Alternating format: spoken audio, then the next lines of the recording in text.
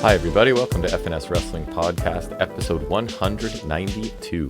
We are back down in the basement to talk about a week of wrestling. Some of that we were in attendance for, right? In Toronto, we saw Dynamite and Rampage. Yes, so we'll discuss that when it comes time to do our normal AEW discussion. And we'll also review NXT. We'll talk about TNA really quickly. Maybe touch on main roster WWE.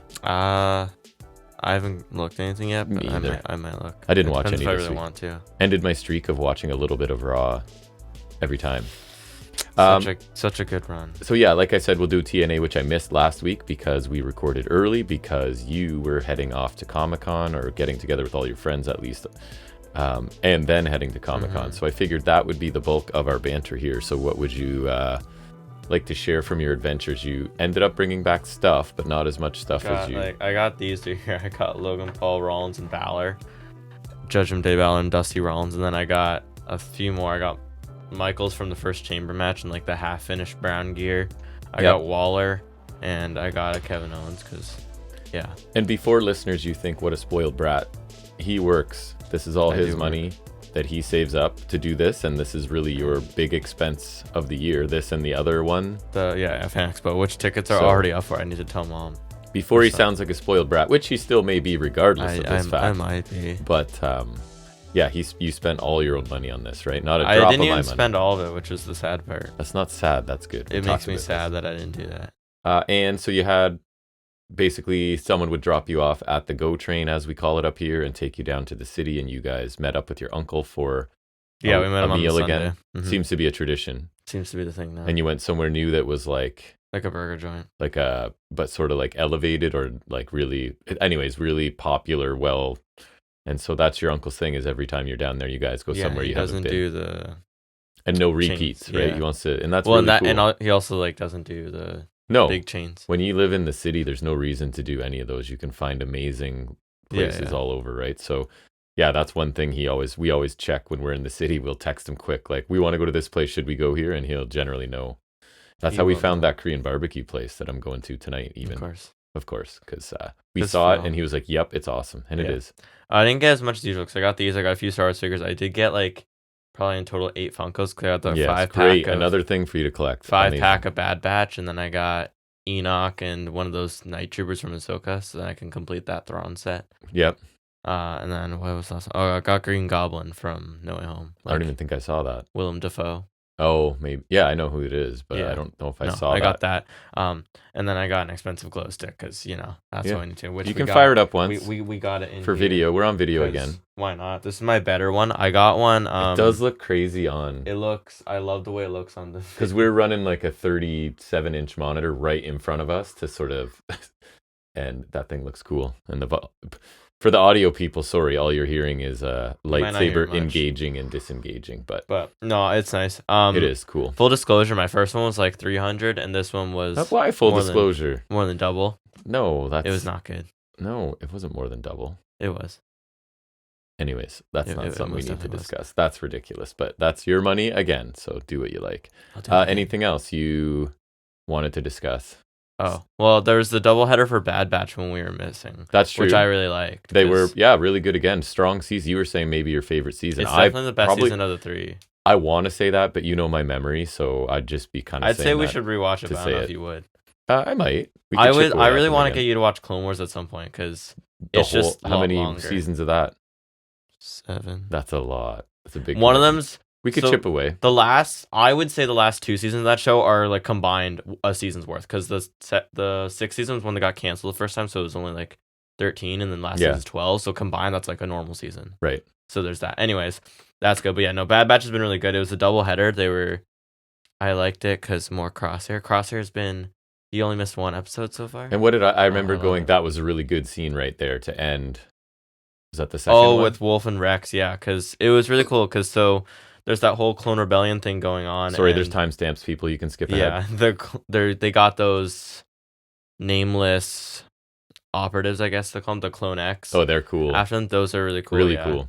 They had one after them, and then what was it? Commander Wolf is heading up the battalion because they're trying to capture Omega again, obviously. And I like the whole dynamic with Crosshair and Hauser. Yes, me too. Crosshair's Even though I had kind of forgotten about him.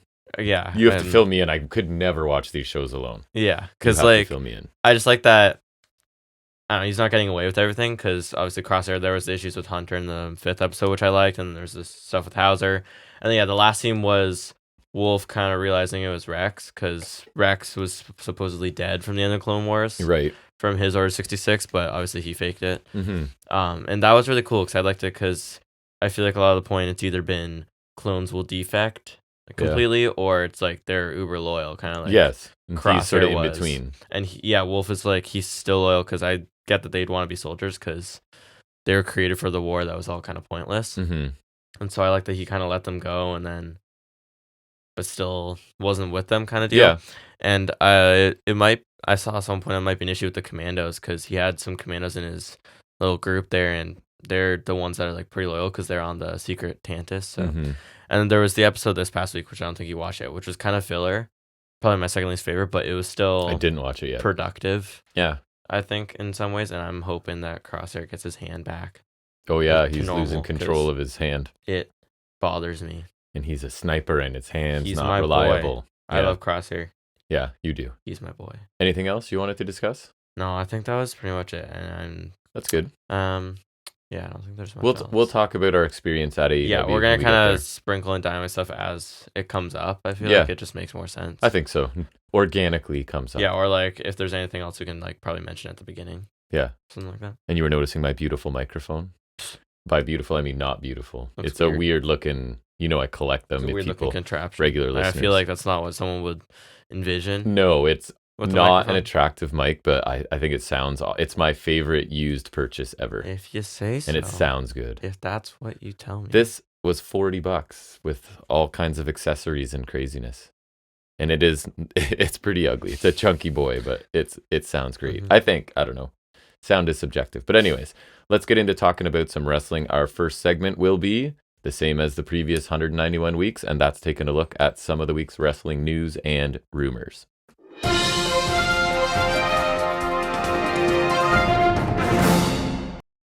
Okay, so ratings-wise this week, I'll talk about the usual two, and I added Rampage as well, just because we were there, and it ended up, we kind of talked about it already, you and I, but kind of interesting, the numbers they got. So NXT, to start off, averaged 569,000 viewers, which is down a narrow 3.2%, and earned a 0.18 in the key demographics, so up significant 12.5%. I always find it interesting when it's down in one area, but up in the other, right? Mm-hmm. Especially like up significantly. Still, it is the lowest audience total, that 569, since July 4th of last year. This week, the episode of AEW Dynamite that we attended got 800,000 viewers, virtually the same. Remember, I didn't get to do the ratings last week because it was too early. So it was only 800. Right, because we recorded earlier. It was 1,000 more viewers last week. So basically the same.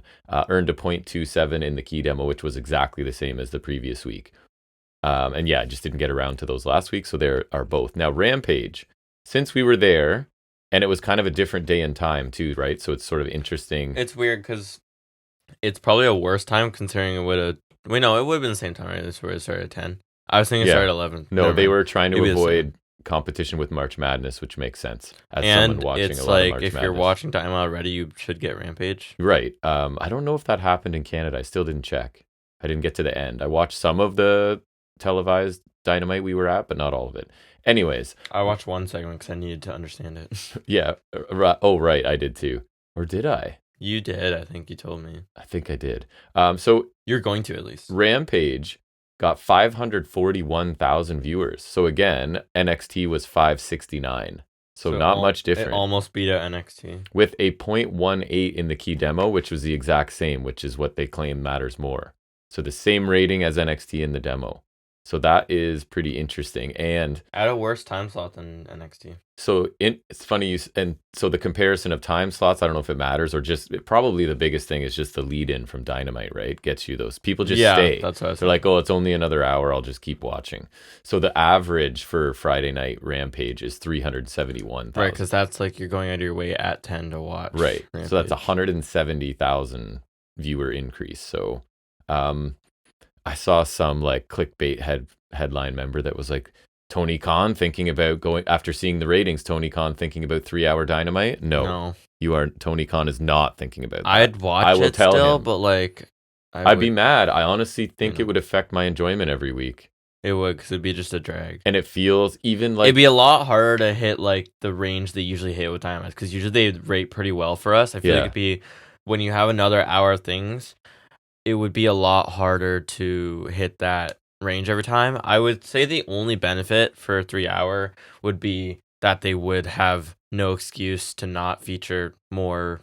better things for the women. Yeah, that's true. You know what I mean? Like, they'd have more time to flesh things out and even do 2 matches for them at least. Yeah, for me, it's just like 3 hours of anything is daunting.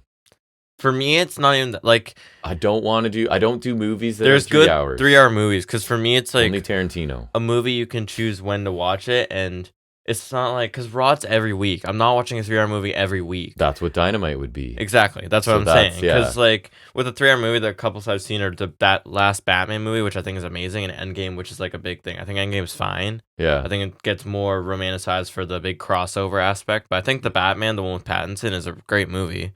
Probably one of my favorites, and that's 3 hours, and I could watch that easily. But I'm also not watching that regularly. You know what I mean? Like, here and there, I'm gonna revisit it when I feel like it. And you already know you enjoy it. Yeah. Where week to week, you might not like one or whatever. Right. I watched the first time, I enjoy it, so you're choosing to watch the same thing again. Exactly. With Raw, it's like, especially in some eras, like towards the end of the 2010s, it's A, you don't know what you're getting, B, it's just like not a good product. I think it's better now, but it's still not great, 'cause 3 hours every week is just too much. It is. And they're not doing good enough to like fill it completely. Yeah, and all of this talk just triggered a news item relevant to us and maybe our listeners, because it might mean we get access to more stuff.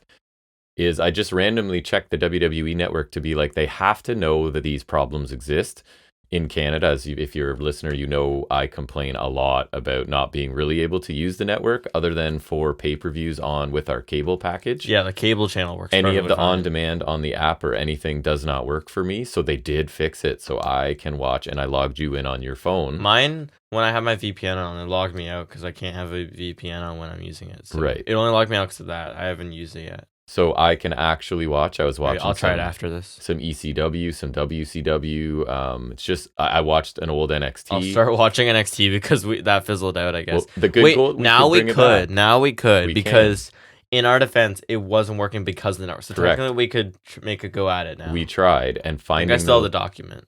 Yeah, like we can go back to it. So, okay, we can try to make a go at it. And especially when summer's coming up and we have more time. Yeah, right? for sure. I enjoy doing it. So yeah, I always wanted to do so the that. good gold days, as we called it, may come Maybe back. we could like tweak it so it's not crazy. Because I feel like if we did NXT episodes, it'd be crazy long. So maybe if we alter it to takeovers or something like that, yeah, we can. It might work. Or like takeovers and even just like the TV specials from later on. Mm-hmm. I don't know, something like that. Just so then, because obviously if we're watching week to week, like it would It'll take be long, forever. Especially to get to the era that we want to rewatch. And we can summarize the storylines ahead of the. Yeah, exactly. Like 2016 to the end is basically what I want, right? Yeah. And that's going to take a while to get to. It will. All right, I think that's a good idea. I think that'd be a fine tweak, especially because we already started on the PLE, so it's not like a deviation from anything. You're just sitting in on an FNS meeting now. Yeah, I was just turned in that, but like, I mean, yeah, we can definitely get going now that the network's competent and cooperative. Yeah, I don't know why, I just randomly was like, you know what, I'm going to check because they have to figure this out. Yeah, you got to check. And then until and I'm paying for it. It messes up later. Right. Yeah, now it's actually worth paying for again. Yeah, although we watch all the pay-per-views, so in that sense, it's worth it, right? Yeah, PLEs, my mistake. $10 PLEs instead of $50 AEWs. AEW ones are better, but I'm just saying from a monetary standpoint, financial perspective. Yeah. What do you have for news? I got a few things. I have a few. None of them are like big, huge. But the most interesting one to me was Mauro Ranallo's in talks for a wrestling return. And if you know me, you know I love Mauro Ranallo. In ring? No. Imagine. He's been in talks with MLW to join them. That'd be all right. I don't really care about MLW, so it doesn't matter for me. I'm just happy to see him back in the game. Yeah, you're a big Mauro. I always loved him. He was one of my favorite parts of Black and Gold NXT. Like I didn't mind Vic and Barrett together. Mauro's awesome. I always hated Beth Phoenix, but Mauro and Nigel are one of my favorite duos. Yeah, along with probably Excalibur and like Taz or Shivani. Moro's excitable nature comes across as sincere. Right? He feels like he's actually really into it, enjoying what he's watching. And like, sometimes you could argue it's a bit much for like smaller matches, but when it's a big takeover match, man, he's great. Gets it right in the field. So I love Morrow. He was one of my favorite parts of that era. Some commentator this week, I think it was TNA. I'll get to it. Hanifan had a pretty major botch of something. So I think that's he was. Yeah, they even mentioned here his last notable appearance was Impact Rebellion 2021, where it was the Swan Omega title for title. That's right. So yeah, he was with WWE for a while. Obviously, got bullied off of SmackDown because JBL's JBL. Because JBL, yeah. And then he was on NXT for a while, which again, I love Morrow, so that's cool. Again, MLW is not something I watch. And he's a good Canadian boy, isn't he? No, I don't know. Why do I think that? It might be. Oh, look. But yeah, so I'm happy to see him back in any capacity just because I love him. I know he's done I think he announcing for MMA or whatever. Yeah. I'm glad to see him back and within this range. If AEW got him, I would be happy with that. I mean, I do think they have... Just to hear him. They do have a great team already. Like, I think Shivani, Taz, Excalibur is a great trio, but if you wanted to have Morrow replace any of them, I will take it. He is from Abbotsford, British Columbia, Canada. Oh, good Canadian Or born boy. in, anyways. I feel like Morrow and Excalibur would be a lot like Morrow and Nigel, because Excalibur is a lot like Nigel in the respect that he calls more the action. I'm not a huge fan of Nigel right now. He's okay. I liked him a lot more in NXT. I agree with you. He's a little... I love Excalibur. He's leaning into the heel commentator too much. Which is kind of what got Corey Graves and you have to be super good at that to do it consistently. Like Heenan. Right. Not Booker. Not Booker. No. Who? I swear that's like... It's hard. It's a hard role to play. I think Taz has done it decently sometimes. Yeah. But sometimes he's also not. So it's a mixed bag. What else do I have? So word for the AEW Continental title now that things has shifted. You talked to me about this and I like it. It is to be put up annually in the Classic tournament. So spoiler, I'm sure you know if you got here, but they took that title is now removed from the crown. The crown triple is crown, a double defunct crown. For now. Yes. So Tony Khan explained how that title is going to work in relation to the Classic tournament. Whoever holds the title after... So let's say Okada, for example. If he's still holding it after Full Gear, which is in November, then he gets an automatic spot in the tournament, but he would then have to win the tournament. He'd have to win his block, win the final. Much like Eddie put titles on the line for this one. I think every year that the title goes back on the line in the tournament. I really like that. With the champion. And that they can always be like, Eddie Kingston did this. It's sort of putting him in the lore a little bit, I think. It does, for sure. Even which is cool for him. Different belts on the line, but he put belts on the line now. This one is the legacy of the tournament, so I like that. Me too. And I like it too, because I was saying to you, it does add some prestige to that title, because to either win it or to keep it, you're going to need to win this tournament. Which is like this big whole thing that Eddie won, obviously, last time, and also the tournament was awesome last time. And we're both really big fans, and Khan reiterated that the rules will remain the same. No interference, no one at ringside. I like that, because I was saying to you, that makes that belt stand out. It's the no interference. It's going to be the work belt. Not pure wrestling belt, but like pure belt. You know what I mean? Kind of like... at different times the TNT and international titles have been workhorse titles, or like open challenge belts. This one will be like the kind of workhorse, just wrestling, like straightforward matches kind of thing, or like just without any outside interference. I mean, I like that. Me too, a lot. I think it's cool, and it sets it apart, because I was saying in my notes, like with it split from the crown, now it's like another AEW title floating in the nebulous. So. It'll be interesting to see how that shakes out, because now just purely on AEW belts, we have a world title, 2 women's titles, 3 mid-card titles, trios titles, that's right, and tag titles. I think that's it. Yeah. And then we're obviously ROH has world, women's TV, pure, 6-man, and tag. So that's 7 belts in ROH. Too many. I know. Like that's ROH, crazy. I don't know why there's a women's TV title. I mean, I guess on that note in news, Amanada's in the finals, so that's great. I don't know why ROH exists. Sorry, no offense. I think ROH should kind of die. It's too bad, but like we're wrestling nerds and whatever, and we just do not care, follow it or care to. I love that Fletcher has the TV title, but it's... And I'm a big Athena fan. I don't know why they're wasting her on Ring of Honor. Yeah, no, she would when be the women's division in Dynamite such an asset to she's the such a good heel character now. Maybe she's not even doing it in ROH anymore, because I don't know. But when last I saw, she was cool. So, but even in AEW, there's a lot of belts. I think they can juggle it, but I feel like I don't I don't know. I just feel like the Continental title wasn't necessary. I do kind of like that it's different, but it doesn't exactly feel necessary anymore.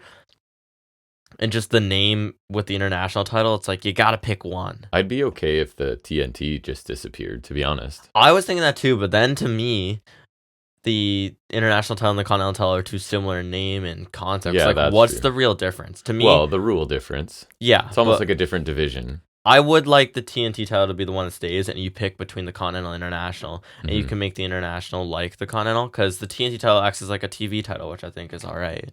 And the Continental one almost lends itself to like babyface matchups too, because it's just like they want to prove themselves as wrestlers kind of thing. Yeah. There is no interference and no anything else. I don't know. Yeah. But it's a cool idea anyways. I am excited for the C2. It'll be interesting for sure. What else do you have? I have like 3 or 4 quick items. So Moxley's been out for a bit. Yes, you're right. I saw he's out enjoying a planned hiatus, so it's playing he's just taking time off. Finally, that he had scheduled. remember? Yeah, he deserves time off. He's been trying to do that forever. I'll always say Moxley deserves time off. He's carried the company through a lot. And I think that's why, because I was saying to you, and I saw other people say it's weird that Blackpool wasn't in the tag tournament at all. It is. Also, I'd like to say the tag tournament bracket is a huge disappointment. It really is.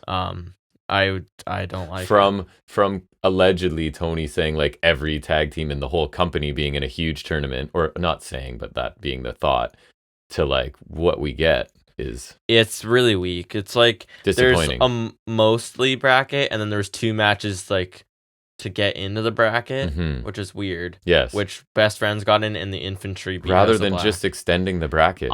It's like at the end of the day, it's what are you in a hurry for? It's an 8-team tournament. I know. So we were hoping 16 tournament. at least. I wanted 16 at least, 32 at most. And it's this point. Anyways, Blackpool are in there. Moxley's out for a bit, which is fine. Yeah, good for him if he's just taking time. Him and Hangman are abandoning me.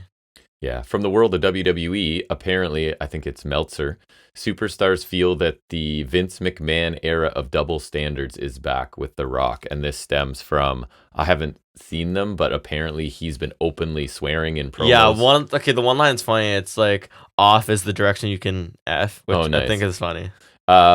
And in social media, and then I've seen that too, like that since he's on the board, he should be kind of setting the example instead of being the exception to the rule. Yes. And that Rhodes also had like a curse-filled promo on Raw.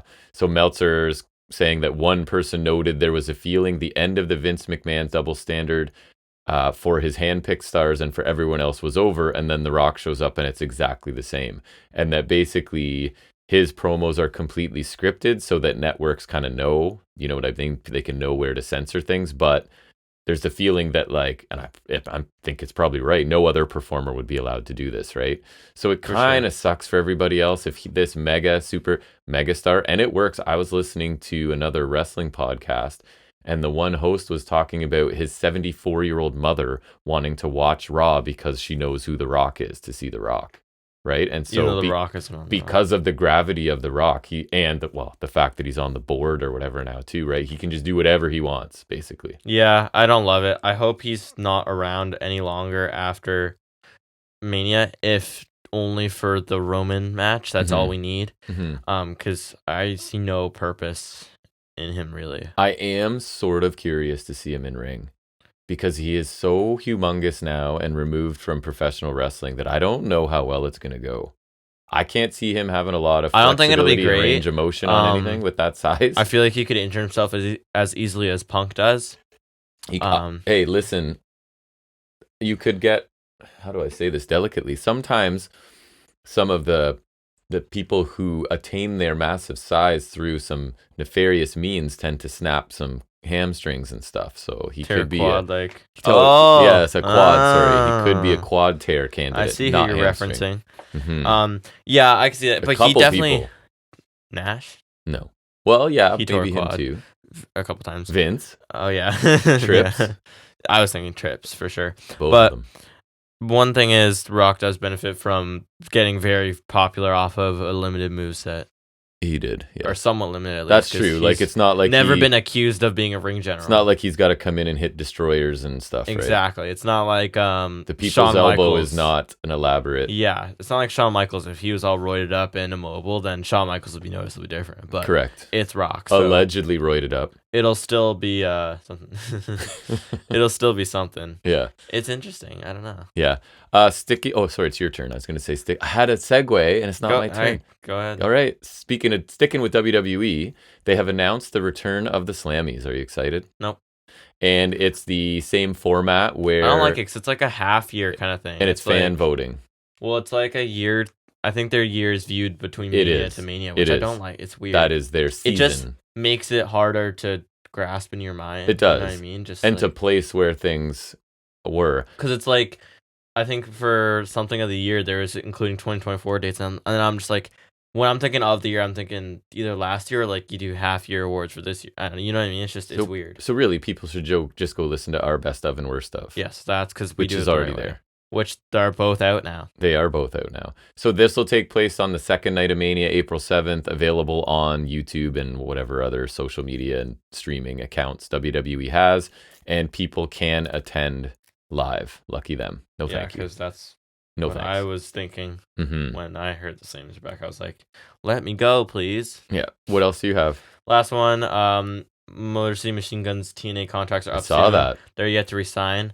And also, I saw reportedly Anthem are taking a new approach to some extensions. Like, for some people, they're offering per-date deals.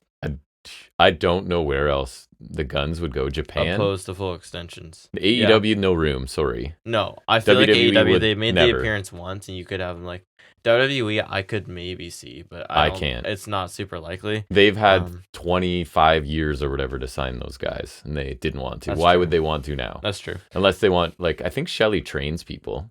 That's true. So they could be You'd be a NXT. good asset for the PC. Mm-hmm. I feel like they'd have to stay at TNA. Yeah, I think that's the best fit for them, right? Or Japan, or a TNA contract where they can work in Japan. I'm sure they could negotiate that if I'm they sure want to. they can, because like I remember a couple years ago they were Impact champs and New Japan Strong at the same time. Yeah. I have two more things. One, I wouldn't say it's news, but more further evidence. Goldberg is a whiny baby. Right? What was he whining about like the other time? Like he didn't get his retirement match or something It like just that? annoys me. He's just... So he spoke out. He buried The Fiend and Owens, so... He spoke out about Asuka setting the new record for consecutive matches undefeated. That was in, 2016? Because his thing is, why did it have to happen while I was there? 6-2. She lost at Mania 34 in 2018, so it would have been like 2015-ish to 18. Also, why is he talking about this just now? This has been... Her undefeated streak's been set in stone for like 5 years. Yeah, said a girl beat my winning streak, first of all. Some Japanese girl. Problem with the use of girl there. Mispronounced Asuka's name, some Japanese girl. And they touted her as being the one to have the longest winning streak. And it just so happened that that culminated when I got there, right? So seems to have an issue with women, for sure. Possibly minority women. I don't know why it matters that it's some Japanese girl to him. But anyways, it makes me happier that it happened and that Asuka has that record. Because Bill Goldberg. Goldberg sucks. And the only other thing, we talked about it. That Saudi incident with The Fiend. That was ridiculous. Yes. And you had to clarify for me my last news item. The 841 match is returning to Impact to TNA next week. So that is 8-man tag 4-way match. Right. And it's all Winner. knockouts this time. So the winners of the 8-person tag face each other in a fatal 4-way or whatever they call it. I don't know. With the winner getting a title shot. But I don't know, man. I'll talk about it in TNA. The way the knockouts division is running right now, it looks like Jordan Grace is basically Roman Reigns. Like, when is she ever going to lose to anyone? But anyways. Yeah, they've been depleted because Perazo, no. Trinity, no. Right. Su Young. Like, No. to me, it'd be Masha and Killer Kelly, but you've got them. As a team. Right. So. And also that, okay. And it better not be Ash by Elegance. If the knockouts division can't sustain itself, why are the tag titles still there? They shouldn't be, for sure. But anyways, let's get into talking about our first, I was going to say show, but live event for us. Live events for us that we were in attendance for, put together by AEW, and that is a combined look at this week's episodes of Dynamite and Rampage.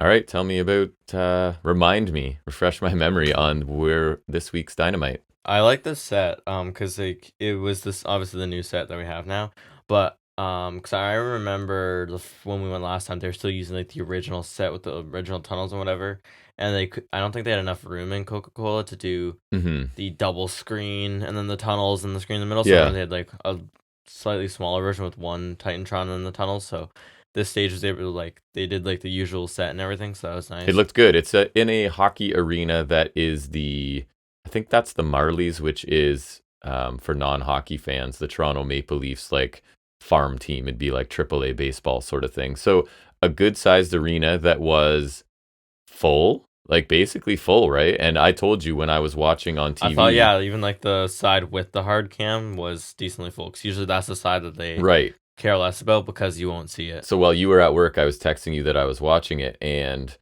I felt like they were going out of their way, because there's been the talk of the shows aren't full and people are releasing here's what was on the non-hard camera side, right? So they were quick to do 360 views of take advantage of it. It looked good. It made it, you definitely were like, oh, that place is full, and it was. Nice. So we started off with Mercedes Moné just like last week. And I've seen it point out the start of her theme sounds kind of like Walter's, like the symphony, whatever. And it definitely does. And it's funny because where we were sitting, remember I said, oh, she doesn't have anything written in the back of her hair today, because we were second level. We had a row. great view. Really good. But yes, when I saw it on TV, it's like, oh, she does have CEO in her hair. I could see it from. I didn't notice it. She was facing the hard cam, so I was like, oh, we can read her hair. Yes, we were behind the hard cam. So we got to see everyone's backs. Right, for this. And everything. Got to enjoy those beautiful CEO chants repeatedly, not manufactured at all. So listen, I went back once I'd done all our stuff, and I'll go and read some other reviews once I've crystallized my own thoughts. Someone was saying those chants were pumped in. No, the first ones were. I don't think they were. I don't. As somebody there, they're like, oh, that's what I'm saying. It said the initial ones were pumped in. No, and after that they weren't. I didn't notice. I definitely heard it. Me too. And much to my dismay, but I can assure you, I don't think it's cool, and I think it's annoying, but it's definitely there. It's super contrived. It wouldn't be annoying if it wasn't there. Right. Actually, no, it's annoying in the theme song. Yeah. So yeah, she missed all this. She's excited to be here. This all almost got taken away from her. She talks about the match with Willow from New Japan Strong for that women's title that she injured her ankle in. We got a quick package about who she is. We got some clips with her in Hollywood. I think on a premiere for The Mandalorian, because she was in that. I do like that AEW is tapping into that, because WWE refused. Right? She was on a super mega hit show, and they made no reference to it. Yeah, she was on Star Wars Hottest Show, and they made no reference. So AEW is take advantage of that for sure. We'll do that. There was that. I think her and Naomi were at Marvel Premiers. Naomi was on that package for a split second. I caught it. You did. And obviously some New Japan highlights, because there's a lot of footage of her obviously they can't tap into, because a lot of her time professionally is WWE, so much of everything. Her New Japan run was really short, because she only really debuted at the beginning of last year, because it was at Wrestle Kingdom, right? She had a couple months, brief run with the title, got hurt, done, injured. She had to be here because minor setbacks lead to major comeback. She's here as your CEO, all that stuff. She's here to face the best in AEW, so naturally Julia Hart thinks that's her cue. It is. Lights out, Julia Hart and Sky Blue. Did you hear that? I don't think you heard him. The guy sitting right beside me, directly beside me, when those lights went out the first time, he unironically went, I think the power's gone out. And I was just like, oh, the naivete. That's beautiful. Yeah. Oh, sorry. And it was a grown man, too. Yeah. She talked about fighting them, and she's talked about one finished business with Willow. And then the lights went out because we had a power outage in Canada. Apparently. And so, yeah, Sky Blue attacked her from behind. Julia Hart joined in, but then Monet blocked her, turned around. Willow and Statlander made the save with chairs. Lights out again. Heels are gone. I was trying to figure out where they ran off to. I was unsuccessful. Because the way it was set up, if they didn't dive under the ring, then they must have hauled ass somewhere, right? Because the lights Sky Blue looked like she came from the crowd when she came in. Mm-hmm. So that's what made me think they were going through that. So I didn't see them. So credit to them for pulling that off. Yep. smoothly. And we also knew our Rampage card already, which was Takeshita Romero, best friends of Don Callis family, and the main event of Rampage was the street fight, which is Styler and Willow against these House of Black girls. Rampage was fun. This was this was setting up that Rampage bit, Right. And we saw a bit where Willow was thinking about hitting Monet with the chair, but then she kind of dropped it after, and Monet kind of got in her face. So we're just kind of teasing that. And I told you that came across better on TV because we could see Willow's acting there, and then she did a good job. But where I didn't really notice it when we were in the arena. I just noticed that she was like, just holding like the chair. Body language looked like she, like I could tell from that, but yeah, the facial expressions but the lost, facials for sure. helped for sure. Yeah, I thought the promo was fine. I don't think it was great. The term I used was it felt kind of toothless. Yes, and it's just she made one stumble early on. I forget what it was. I don't remember either. I noticed it remember on TV when I watched it as well. I forget what it was, but you're right. And we've talked about it off air. I'm a little disconnected by her being the baby face, which means Willow's the de facto heel. Even I think, or it's like not. But they were leaning into it by her thinking about hitting her too. They were kind of leaning into it, yeah. So at times they were, and then at times they weren't. Because I thought Monet kind of gave her a heelish little later. And how, like, to me, like, let's look at Monet and Okada. They're kind of doing the same thing. They're coming in from other places saying, I'm an international star. I'm the best. I remember you mentioned that. And so then on my notes, I was saying she would do well to establish herself with Okada and the Bucks. Yes. And, like, the Elite would have a female member. And she calls herself the CEO. That's what I'm saying. It would be perfect for the Elite. So this her coming in as, like, I'm the greatest, I'm amazing, here's a highlight reel of my life, by the way, I'm a babyface. It's just not really working. And Willow, who's super over as a baby face and is a natural baby face as the sparkly, bubbly, whatever, she's like a tweener or a heel. So this thing is all just flipped around. And Monet, is it supposed to be, I guess, she's not a good enough promo for me to pull this off. I don't know about you. I thought it was fine, but I thought it was whatever. fine again. Yeah, she speaks well and her delivery is no problem, but it's just lacking substance to me. They're yet to establish a clear direction for her other than teasing this thing with Willow due to their history, and that brings up that issue with the face heel dynamic. It's a little wishy-washy, and being as popular as she is, I feel like there was no choice but to bring Monet as a babyface. Like, that makes sense to me just because what are you going to do? Well, you could have said the same for Okada. That's true, but I don't know, just because I think Monet's people are going to cheer. People love him. He's been a babyface most of his life, blah, blah, blah. And yeah, like her character's not really a babyface. She's calling herself the CEO, and she's all fancy dress, fancy living, and yeah, that's what I'm saying. Like, I feel like she'd go perfect with the Elite right now. Yeah. I think it'd be really interesting. And I get them wanting to go back to like Willow's the one that took her out, but this whole like you're a heel because you hurt somebody in a fight. Like, that's kind of what you're trying to do. Ridge Holland, right? So, and I also didn't think that Monet being able to fight off the reigning champ and her main henchwoman made them look too good either. Yeah, I mean, I don't know. I don't care much about the House Wasn't of the strongest start to the show. Female contingent. Yeah, I know. They're not really, even like House of Black don't get a lot of focus, so no. I can't really be bothered to care about Sky Blue and Julie Hart. It's just she's your champion. I don't know. Mid card at least. Yeah. Then we get Kingston versus Okada for the Continental title, the sole Continental title. Eddie was chopping him hard early on. There's a shoulder tackle, so Okada rolled out. We got a DDT on the floor from Okada. Bucks and TK are producing the match. Yeah, I had that in my notes as well. Quote unquote produce. I thought that was a nice touch because then, like, at the end of the match, the pyro, that kind of makes sense. Like, there was more of a display than usual, right? Oh, yeah. And the confetti and whatever. Was that the confetti moment? No, I can't remember. No, that was at the end, later. Remember Cope? They had to clean it up before leaf blowing the confetti. All the confetti away. Yeah. So that is. Sorry, I derailed you.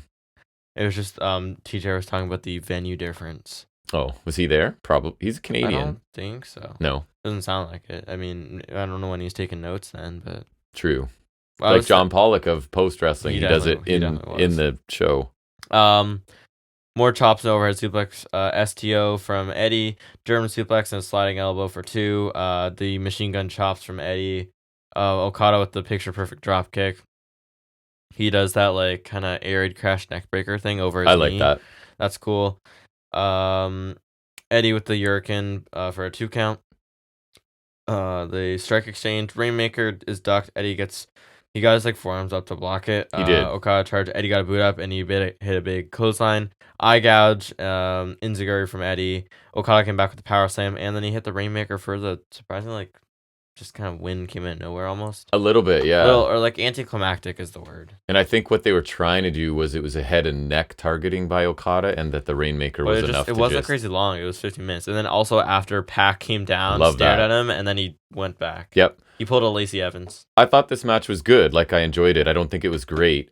I was telling you, like, Eddie's doing his really effective and usual, what he always does, right? I'm the resilient person taking all this damage underdog thing, but I didn't feel like he'd taken enough damage to be doing it that dramatically. No, I don't think so, especially in the 15-minute span where that was, like, most of it. And I like the head and neck targeting, but his heel style is really deliberate or methodical or whatever you want to say, a nice way of saying slow, right? Like it's not Roman Reigns level, but he's definitely working a deliberate style. And that maybe stops it from getting a next level match for me. I thought it was good, but there's a better match between these two in there, I think, somewhere. Maybe you rematch that Dynasty. And just in general, it seems a little bit strange to me to split the Triple Crown a couple of months into its existence, I guess. Like about 3 months. And then I assume they got to get the ROH one back to ROH. They got, what's the other one? From New Japan. Strong. They got to get that back. And I will say Okada looks awesome with the belt, right? Like, he's a dude that... I don't, love the look of the Continental title. I don't think it's ugly. I just think it lacks personality. Mm-hmm. I've seen people say it looks like a creative belt, and it does look like something I'm capable of creating in 2K. Yeah. So, it's not an ugly belt. It's just, I think the international title... A title I've said is kind of similar, obviously, just because in name and whatever. I think international title is really beautiful, so I don't know. It just lacks something visually, but it is good to have Okada with a belt. I thought it was solid, but I can't help but feeling under-delivered for sure. A little bit. Felt like a match I was building up to, that shift into next gear, like a pay-per-view match, but then they didn't. And it started slow. I almost turned to you as we were watching it to be like, oh, it's starting so slow, it feels like this is going to be a 25-minute. No. It wasn't. There's some solid stuff in here for sure, especially Eddie throwing some heavy chops throughout the match. Oh, yeah. And there's some more solid stuff towards the end, but even the finish felt anticlimactic. Didn't expect Eddie to kick out of a Rainmaker, so it's just kind of surprising he hit it so soon. Mm-hmm. And I'm surprised they did move to split the crown already, like you're saying. I'm hoping Okada can at least elevate this belt, because on its own, it's A, unproven, and B, also there's a lot of belts floating around, like we said. So this one needs to really be established as something. I think he'll help it. And I said at least this being the no interference belt helps. I do like that too. Yeah, it makes it stand out in addition to being defended in the C2. And I'm super happy with Pac being the next challenger. I know Pac's not going to win, but the match should I'd be like awesome. Pac to have that belt at some point, just to give him something else. I'm just happy to have him back in my life. And I remember seeing a post that they forgot about the Eliminator tournament, and honestly, if the C2 kills off the Eliminator tournament, that's fine. Yep, I agree. It's just something different. Or if you want to do the Eliminator at some point, but I don't think we need 2 tournaments a year. So I don't either. Even though I love tournaments. You got to pick one. Then we get a quick Swerve interview. I got to switch between docs now. He's talked about how he's focused on the world title and talking about Joe tried to choke him out, or tried to embarrass him, choking him out the other week. And Swerve has a history of choking people out as well, and Joe's ducking him. He said he wants to fight, so he's issuing an open challenge, and he's turning Toronto into Swerve's house. Yeah, this open challenge is a simple way to get Swerve on TV all the time and keeping his momentum, right, as apparently he's going to be the next challenger for Joe, or still the challenger for Joe, I guess. So, always happy to see Swerve. I will say, watching it on TV for his match on this show, the Canadian reaction for him, I would say, was the weakest I've ever seen, and since he's been a big deal. There was not a crazy reaction for him. It was weird to me. We were Swerve's house chants are still loud. The Swerve house, yes, but in terms of when his theme hit, not a big and then when he showed up on the ramp, still not a big sound increase or whatever. I just wanted to be a heel again. We were happy though to see it. I miss it. I do too. He's still really cool, but he was doesn't hit the same. He was the coolest as a heel. The coolest. It's just not hitting the same. I agree. It's not deteriorating, or it's not I don't know the word. It's not. I don't know. Sending me away. I don't know. It's not. Yeah. You know what I mean? It's not making me not want to watch him. It's just. We know what he can. We know what peak Swerve is. He's not hitting that second gear, so Correct. to speak. Yeah. It's not a major detractor, but it is something. It is. But these are solid words from Swerve. It's pretty short. Having the chain around as a nod to the Full Gear Texas death is cool. Dynasty could work to give Swerve the title. I feel like Joe's had a solid run, so you could end it there. But I don't want it to end. But that's always going to be the case. So you got to just pull the plug at some point, regardless. Yep. And Swerve needs to have, I think, a decent run before All In, because I could easily see Ospreay winning it then. True. I think in that time, you could have Swerve turn heel during his title run, and then Ospreay gets his big moment at All In. And then whenever MJF comes back, you assume he's... I assume he's occupied with Cole. True. So then that group can finally fulfill its purpose, because, some groups around here don't fulfill their purposes. Well, and at this point, it feels like Cole and MJF feud would be like, well, MJF just has to crush him. Yeah. Because Cole's nobody. He's the head of a worthless faction, and he's done nothing. Cole that's nobody. I feel like MJF and Cole could have a great match because they've had good ones before. Right. Just have MJF blow through the Kingdom and Wardlow, and have MJF and Wardlow do a reverse Double or Nothing 2022 where Wardlow squash MJF. You do a reverse that. I guess. Anyways, I'm glad to set up. We get to see Swerve in the ring too, so that's something nice. Yep, that's their second Dynamite. We were happy to, because pretty much a lot of matches were announced for this show, and then we get one added with Swerve, so that was cool. Last time we saw him wrestle Billy Gunn, so. Right. Oh, yeah, we did. Yeah, Billy Gunn is a huge, huge man. He is. Then we get an interview with Willow and Stylander, also with Stoke. Willow talked about how aggressive she is in a street fight, and because they got that on Rampage later. Willow said this is the end of Hart and Sky Blue. Monet walked up to the Stylander, thanking her for having her back. Monet shook her hand, and then Willow spoke up, and Monet said she's done enough. Oh, yeah. And then that was it. So your baby face is mean girling another baby face. That's what I'm saying. So it's like now Monet was acting a little heelish here with how dismissive she was. Now I'm like confused a little. That's what I mean. And I'm not rooting against Willow again just because she broke someone's ankle in a fight. Like, that doesn't make me want to root against Willow. I don't even think it was her fault. She's not being super arrogant and self-promoting. She's sweet, happy, and upbeat. So I'm not supposed to want her to It'd be win like Sasha Banks is like bitching at jerk. Bailey for hurting her. Yeah, it's like it's Bailey. weird to me. And it sucks because I do like Mercedes Moné, and this is her introduction into AEW. I think they could still salvage. We'll see where it goes. I do hope that at least they get some segments to build this and maybe turn it into something that makes sense. Because we need a solid women's storyline going. Or a lot of people feel like us, they get that message, and Moné could easily turn on Willow would be easily and get it flipped quickly. Yeah, and then get some and segments your idea going. of her with Young Bucks is so good now. Yeah, that I think about it. Yeah. That'd be perfect. They're building this stable of international number like, one top guys. People. Yeah, and the fact that she calls herself a CEO, it's plays perfectly into their gimmick. It'd just be nice if that was the plan all along, but I don't know how they would explain this was the plan. They could work their way there. I guess it makes so much sense from a character standpoint. They just need to work their way there. Right. So yeah, this just doesn't connect with me. It doesn't make a ton of sense. Speaking of not making a ton of sense, kind of, we got Hook versus Chris Jericho. Yay! And you and I have talked about when we go to shows, we're pretty reserved, but I fully booed Jericho. We fully booed Jericho. And the guy immediately beside you was Jericho fan. Oh, it's funny because we got a Punk fans last time, and I was proud of Canada. They booed Jericho. We got a lot of even boos, listening back on TV. He is soundly booed when he goes to put the Walls of Jericho on near the finish. Booed audibly. I think during the entrance, some of the boos might have been no Judas, but that's fine. Yeah, exactly. I'll take the boos. It was funny though. Yeah, we were doing our thing. We were. I was recommending he take hiatus. I don't know if he can hear me. A lot of times we were, yes.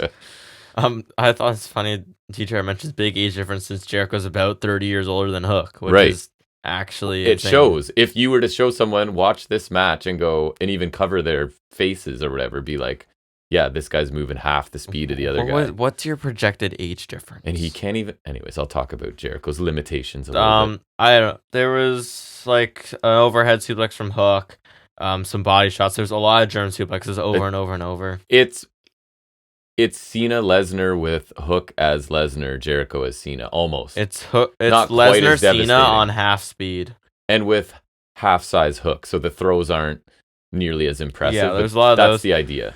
Jericho came back briefly with his 2 moves, which was a lucha. No, what am I saying? Lion salt, and then not belly to belly. That's on the why I corner. was pointing out, so the guy beside you could hear. Like, he did 2 moves that match, and he botched one. Yeah. He couldn't even lift Hook over his head, and Hook almost got hurt. Hook barely saved himself there. You're right. As I would like to say, he gallowsed it this match. Yeah, he Jericho did 2 moves and like attempted the walls. Yeah. Didn't get it. Got like booed. there's more German suplexes, which were all slow, by the way. It's like Jericho does not have lift anymore. So it almost looks impressive because it's like Hook has to deadlift him for all of them because Jericho can't really cooperate and give him any help. Or can't it wasn't. or won't. Right, I don't know which. There are a lot of slow ones. And eventually Hook won with the roll-up, which I thought was a weird choice. Yeah, it was interesting. I liked it for the most part, but it was an amazing match because I liked that Hook dominated. Like, we were enjoying it. I'm happy with that. Honestly, it's probably the most I've ever cheered Hook in my entire life. Yes. It's the most I've loved Hook. If they had seen you in the moment, they'd be like, wow, he really likes Hook. But no, it's like I just hate Jericho, and I like Hook a little bit. I thought Jericho looked really slow. Yeah, it was like when I was there, I enjoyed him hitting Jericho suplexes over and over and over, even though it was slow, which looked lame, and it was obviously for Jericho's benefit. But like, I just like that he was getting offense over and over and over. And I love that Jericho got booed in Toronto. That's crazy.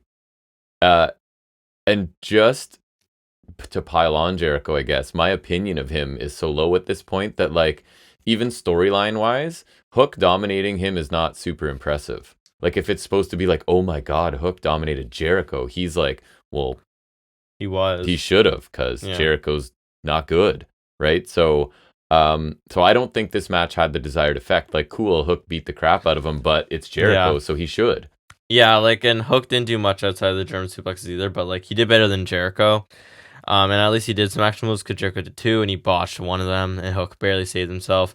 I thought it was lame that Hook won via roll-up because he dominated most of this match. He couldn't even have him win with his finisher and just put him over really strong. And like, how about he puts him in the red room, Jericho taps, and Hook doesn't break the hold. And then Jericho still is like, that's the kind of, like killer instinct he needs to have. He's got all the tools and he's dirty or whatever. I don't know. Hook doesn't come out of this looking any better. He didn't look worse than he has. That's what I mean. It's like, you should kill Jericho. Yeah.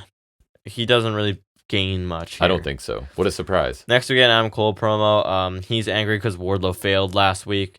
And he's saying now his goal is to make sure that they keep the belts that they do have. He wants Wardlow to reach his full potential and tells him not to screw it up.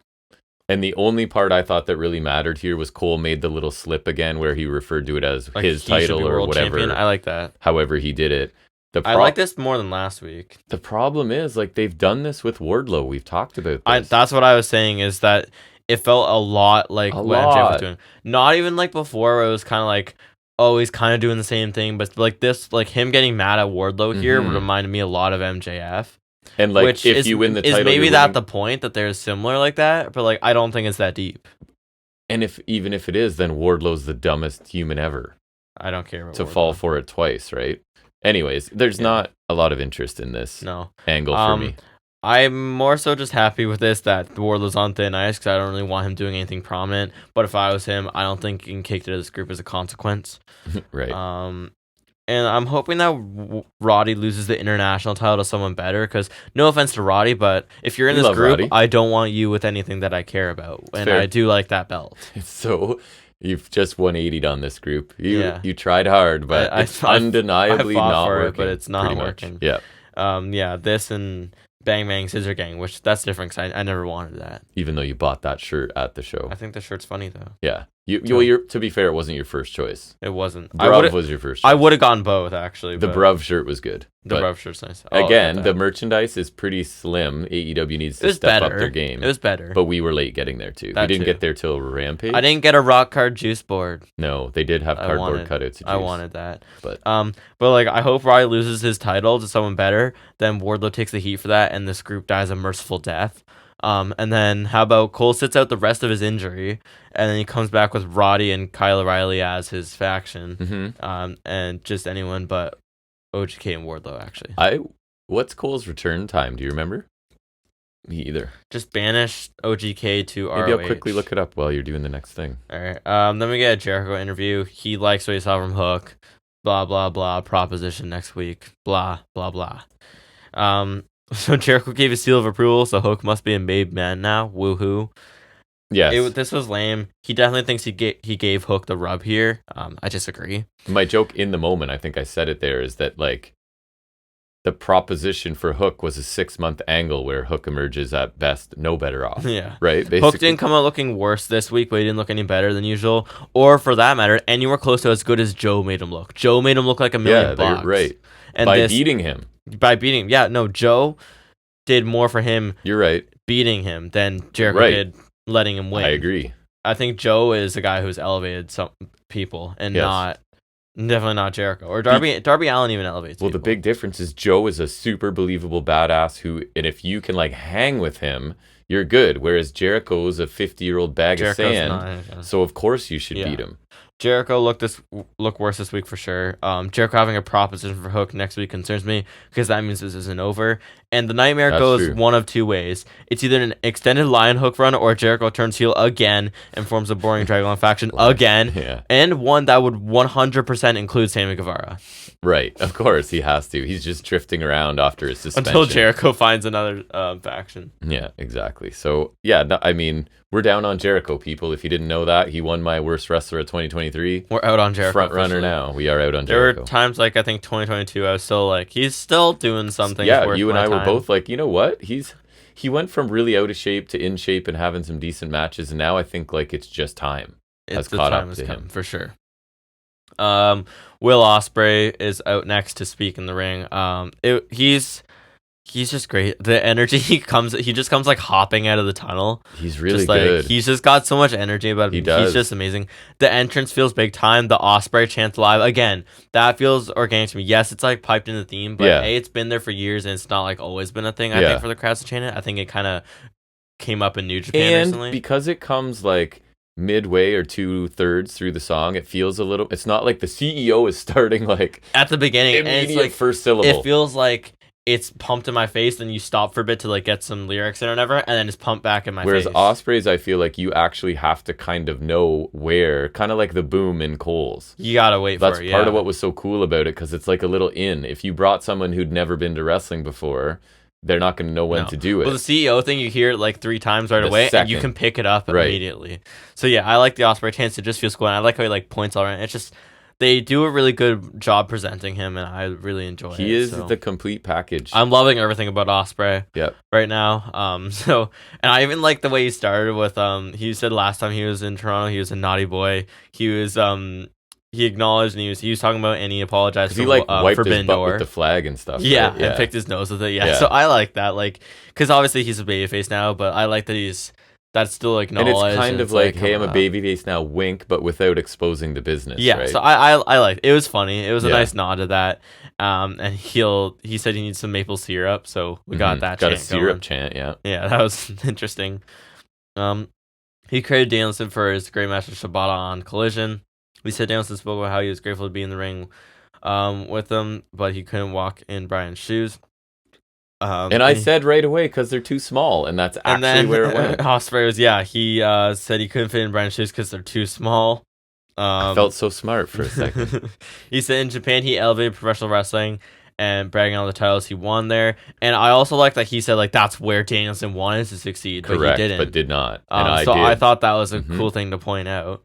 And I think like unlike Monet, he did a good job of like kind of bragging or like saying all these things, but he didn't feel like he was this braggadocious heel kind of thing. Like, and I liked it because he was all respectful and nice at first, but then because Danielson decided to say these choice words, Ospreay's like, okay, now I'm gonna fire back. And it's not in like a way that makes him out to be a heel. And I think, because I hadn't thought about it, and just the way he delivers it too. I think I hadn't thought about it till you said this, but that's the difference, right? I think that's the evidence in a level of performer he is versus Monet. Because you're right, he's doing a similar thing, but it's not coming across as tweener or obnoxious at all. So I think that's just skill on his part. It's coming across like kind of like prideful, or like trying to match up to Danielson in a way, which I think works. And so he's then saying he's going to prove he can walk in his shoes, Brian's shoes, that is. He mentioned Shibata, and he talks about, I think he faced Shibata in like 2017 or something. He's completely different now. And obviously Shibata had the whole thing where he was out for a long time. Almost. And so Ospreay's got a point to prove. And we will get Ospreay Shibata next week. Awesome. Which is crazy. Yeah, that should be an awesome match. I think this guy is just a really good promo, and it's a bonus too, because I feel like it's his own little style, right? He's like, just got his own way about he's him. confident but laid back and informal all at the same time. It's like he's got almost like surfer guy, but he's a British guy, and he's just kind of like, I know I'm so freaking good. I'm just confident but laid back a little bit too. I don't know, but also high energy. Like it's this weird, whatever it is, it works for me. I thought this was a really good segment. Yeah. The only problem was the crowd was really mad because we thought for like a split second we were getting Ospreay Shibata. So then when he went next Rampage. week, it was like, oh, yeah. boo. I was hoping like, because I knew Shibata was wrestling on Rampage, I was like, there's no way, right? Yeah. But it was a great little ring promo. Once again, he's just so great on the mic, and I've seen some say he's adapted to TV really well, and I'd be inclined to agree. Oh, just he's like, must watch. His match with Fletcher was really good. His promos have been great. So I think just in general, he's adapted the TV format incredibly quick. I mean, obviously he had some practice on Dynamite before, like a few appearances, but that was also in 2022. There is nothing he has done in AEW that hasn't been really well executed. There's nothing that I've hated. suggest. Yeah, he had a match with Dax I liked. I liked his match with Cassidy was awesome. Yep. The United Empires trios exploits in the tournament was great. My favorite match ever. I don't know if you heard about it. Right. He dragged Jericho to something I didn't hate. That's the best we could say. Yeah, like, and I like to use word dragged him too, like, because that's pretty much he's dead weight at this point. So he did that. Like anything Ospreay's done, I've liked. I'm pretty sure he's allergic to doing something I dislike. So yes, he's great. Yeah, he's an FNS favorite right now. For sure. Yeah, he got my attention in 2022 when he came around, and 2023 was the year he worked his way up into my favorites, and then now we're just kind of coasting. He's just become a complete performer. Genuinely one of the best in the world, and if you don't think so, if you don't see that, then something is genuinely wrong with you. And Ospreay Danielson, we've said it. Take my money. I'll buy the show on that match. I don't know if you're like an actual pro wrestling fan, like pro wrestling. I don't know how you can't like Ospreay. He's got everything. And I read to you a bunch of Danielson's shoot comments about Ospreay, and it's just like, Danielson seems like an amazing guy. Danielson's not a real person. Basically saying like, this is for modern wrestling fans, that Ospreay is basically the perfect modern wrestler. I would say so. And that like he's near perfect. So I don't know. I'm very happy with Ospreay's all of fantastic. this. Yeah. Like I said, I like how we kind of started respectful, like last week, because I thought last week it was like, because my thing with Monet was, like I said, it's kind of toothless. It's lacking something. And Ospreay last week, it was kind of like that, but it was still had something kind of to it, and just the way he delivers is captivating in of itself. His charisma and stuff, he's more interesting. This week though, I thought he was a little more pointed. I feel like he had some things to say, more things to say, and like I feel like if it was heel Ospreay, he'd be biting back a lot more, but it was still nice to see how he would kind of retort to Danielson as a babyface. I like the line about filling his shoes. The references to Forbidden Door were nice. Everything about this was enjoyable. And I said last week, I'll say it again. He's got that charisma. He's got some way about him. Something about him is just, he's such a complete performer, and he's a joy to watch. He also used this really well to like segue into setting up a match with Shibata. I'm extremely jealous of Quebec for that, because that will be an awesome match. You're like, let's go to Quebec. No, I don't want to speak French, but like I'll go for that. You know, I can get by in French at least. Get by might be strong now that I've so out of practice, but I used to be competent. No, we got Purrazzo and Thunder Rosa versus Mariah May and Toni Storm. We get both versions of Toni Storm here, which is funny. It is kind of funny to see, and Luther's there obviously too. And I remember seeing you, because last week we were like, "Ooh, who's Purrazzo's partner going to be?" And then I saw Collision. It's Thunder Rosa. Yeah. We were underwhelmed. Or Rampage or something. I don't know. They said it was Rosa. I'm like, great. Thunder Rosa is in that category of, is she good though? For me, it's like the Jericho thing. I feel like she's not great anymore. Not because she's like overly old or anything. Yeah. But like, just I don't think she's as good as I thought she was. And there's also been instances where I think she's been sandbagging. There's a bit of a reputation there, right? I think maybe a couple times she caught lightning in a bottle, because there's matches of hers I like. I think But on a match-to-match basis, we kind of look at each other and go, I don't know, like... Okay, let me ask you this. Is it the makeup and the presentation that's part of the... What match of hers do you remember really enjoying other than None. the Lights Out match? None. Lights Out was amazing. Exactly. So here's my thing. I think there was a couple, though, maybe. Well, but like, is there anything that stands out to you No. that you can possibly remember? My memory's terrible. But I'm saying I don't Yours either. is good. I don't remember either. And here's my thing: is like I always pointed out, you really like that one Street Fight Rampage match with Ty Conti, AJ Bunny, and Penelope Ford. I did. 4 people that are not really great. good. Yep. Actually, Ty Conti used to be good. Anyways, 4 people that are not great. Yep. And you really like that match. I did. So that's my point, is these women's matches in no holds barred settings can make people look really good, even if they're not. You're right. That could easily be what happened with Thunder Rosa. And not to mention she was working with Britt Baker in that match. Yeah. Like, come on. I know. But like, and I think outside of that feud, I really don't care for her. No. And I think that her title run really soured us on her. And it's not like she did anything horrible. It's just it exposed her as like her promos weren't good. She didn't have any memorable feuds. Not good. Because remember, she had a random feud with Nyla Rose that was really bad. Mm-hmm. Then she had that toothless thunderstorm thing, which I guess we're circling back to that. Looks like. And then she vacated. She had there's the interim title, and then she was just like, "Oh, I'm vacating it." Mm-hmm. And she was gone. Gone. So I agree. I don't know if she's good now. I'm gonna lean towards no. I've been leaning towards no. I don't blame you. I feel like it's the Ty Valkyrie effect coming. It is. So we'll see. But honestly, I don't know how much more time we need to be asking this question. Right. I think it's about time that question gets answered. Still a question. It's not probably a question. Been answered. If it's still a question, it's not a question. Right. It started with a brawl. They ran in the ring and it started off hot. Peraza with a drop kick. Peraza with a double clothesline. Not that double clothesline. No. Rosa back on the corner clothesline, a hard chop. Rosa with a running layer and sees Storm for 2. Luther got a hold of her, so Storm knocked Rosa off the apron. I think it was the hip attack off the apron. Rosa with a crossbody block onto both of them. My screen's freezing. I can't scroll down. Now I scrolled down too far. Now it's all right. There we go. Peraza with the hot tag for a bit. Rosa tagged herself and Peraza wasn't thrilled. Peraza took Storm out. May headbutted Peraza out of the ring. Rosa Death Valley Driver on Mariah May. Storm German suplex with the running hip attack. Pile Driver was countered by Rosa into the jackknife pin, and Rosa gets the pin. Pins the champ clean. Don't like that. I thought the match was pretty average. It was okay. I thought Mariah May looked good. I thought it was like fine, times. but I liked last week's women's match a lot more. Me too. I actually quite enjoyed that match. So yeah, this one was not as good. I thought May looked okay in small doses. I'd like to see more. She of looked her. the best here, and she's the most interesting to me. I think she's pretty good. We liked her debut match with Amanada, right? Because that was what got Amanada on the radar, too. Yes. Storyline wise, I still don't know why Peraza wanted this match, because it's sheer. Why not just ask for another title shot? And now, if anything, isn't it Storm who benefits from it? Yeah, so I wasn't happy with the finish, and because clearly this is springboarding Thunder Rosa into title contention with no backstory or build, right? Yeah. So the backstory is there. The build, no, because Thunderstorm. The very rare story of used to be friends. We were just talking about how this is like.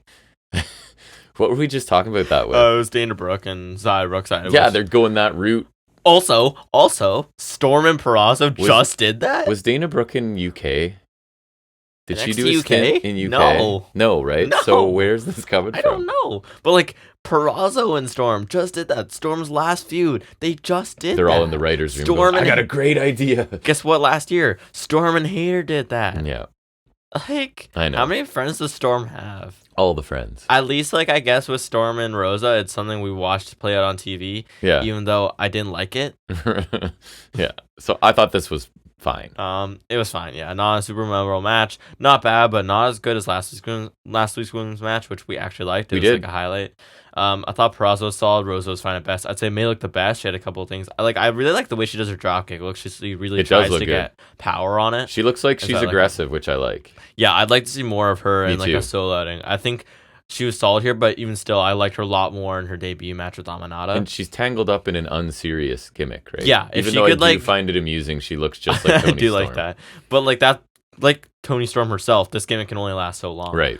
I'd really like if May can find her own like cultivate her own gimmick and then get away from this, because I'd like to see what she's capable of just on her own. Well, I think she might be good. She eventually has to just turn on Toni Storm, and then she finds whatever heel character she can do. I feel like she has to be heel. Like she's like I think so. The pretty blonde kind of thing. Yeah. She looks kind of like a Stratton type. She looks like Toni Storm quite a bit, as it turns out. That too. I'm definitely not a fan of Rosa getting the pin on Storm, because I can only assume that means she's Storm's next feud, and we get the Thunderstorm explodes angle. 2. Yeah. Re-explodes. Haven't been a Rosa fan since her title run around those days, which we've already detailed. We have.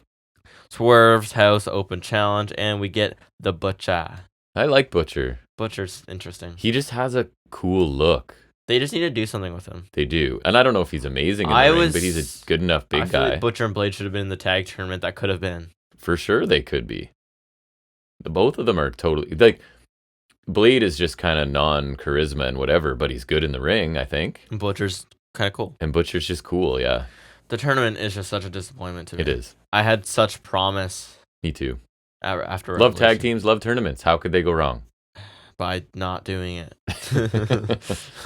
Doing what they did.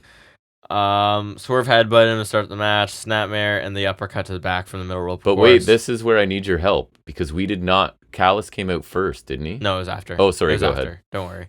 I got it. Because I didn't... now I'm noticing I did not go back and look. So I have no clue what Don Callis said. Yeah. Not one word. Legitimately, like, I'll talk about it after. We did not hear a single word he said. Butcher with some forearms. Swerve with some kicks and a punch to the jaw. Butcher nailed a clothesline, and Swerve hit a double foot stomp to the back. House call. Swerve stomp. And then you grabbed him for like a short submission. And Swerve got the submission win, which I think was, I guess... Yeah, I don't remember what it was. No, but I feel like a nod to Joe, just like a submission. I was going to say there has to be some reason that he's debuting or whatever, using a different finisher. Yeah. I don't know what it was, like an extended enhancement match, I guess. So it was what you expected it to be. It was more to get to the post match, which you'll get to. Swerve talked about having the utmost respect for Joe, but then he became more indifferent as he got to know Joe. He said he stopped liking Joe, and now Swerve is close to hating Joe. Close. He doesn't have enough chain to choke him, which I thought was pretty funny. His neck's so big that he's got the chain in reference to this Texas death, and he said, I don't have enough chain to choke your big ass neck, which I thought was pretty funny. That we could delay Joe's run a little, is he could beat Swerve the first time somehow, and then they have to go Texas Death for the title. Maybe. Well, the Texas Death is Hangman's thing. It is, but so Swerve don't won. Steal his thing. All right, buddy. Beat him in his own match. Swerve came out, which we were super happy about. I remember because he wasn't advertised, much like this Swerve match. So sorry, you said Swerve came out. No, I said Joe. No, you said Swerve. Oh, so Joe, I'm pretty sure we can check the tape. Okay, Joe came out. Yes. Joe came out as the tab has to short circuit, so now we gotta scroll back in real time. This is precious good minutes radio. here. Precious minutes here. What are we doing? What are we doing? There we go. My computer shuts off. What are we doing? Joe ends up storming kind of down to the ring. I don't know exactly. He said some things. He did indeed say things. What are we doing here? You know, I thought, but yeah, Callis, like... He came down and basically said, like, because this is Swerve's house, he thinks he can book him. Is that what it was? Book his own match, and so Takeshita has the same amount of wins. He's undefeated outside the Callis family. Yeah, which I did funny. See that somewhere. So yeah, we get Swerve Takeshita next week. Are you amazing. Kidding me? And again, why not this week? Why didn't I get this show? This is unfair. Yeah. This is unjust. Because you're getting Ospreay Shibata's Rampage, right? No. We wanted it to be Rampage. Oh, yeah. Remember? Yeah. So, yeah, that sounds like a pretty good show for next week. That's crazy. It was fine. Basically, just a squash match. It's a shame he had to get beat so quick, but it was cool to see Butcher because we don't a lot. And, like, if the tourney had turned out the way I'd hoped, it would have been nice to see them for sure. It would. More about the post-match, as is usually the case with these things. One thing I'll say is Swerve's house chants were nice and loud, and live Nana dancing is a joy as well. So what were at, like, what Joe said. Do you still have that there? Oh, yeah, sure. I remember I really liked it, but I don't remember specifically what he said. He said he beat Swerve Revolution, and he should be shoved down the ladder, like the totem pole. And Swerve points out it was Hangman that was beaten. He said Swerve still believes like he can march with a god like Joe. He says people believe they can be great and they can be a champion, and it's sweet until somebody like him shows up and takes everything he has. And that's what I love Joe's character because it's like at this point he just wants Swerve to shut up, and he's not sweating anybody, right? Like he's so confident, like I'll fight you soon so that I can just stop listening to you, which I think is an awesome kind of like, I'm so confident, I'm so badass. I'll fight you, just shut up. Just be quiet. I'll fight you as soon as you want, and we'll get it over with, and I'll move on with my life. So I really like that. That's kind of, it's like he's kind of dismissive, and it's believable because it's Joe.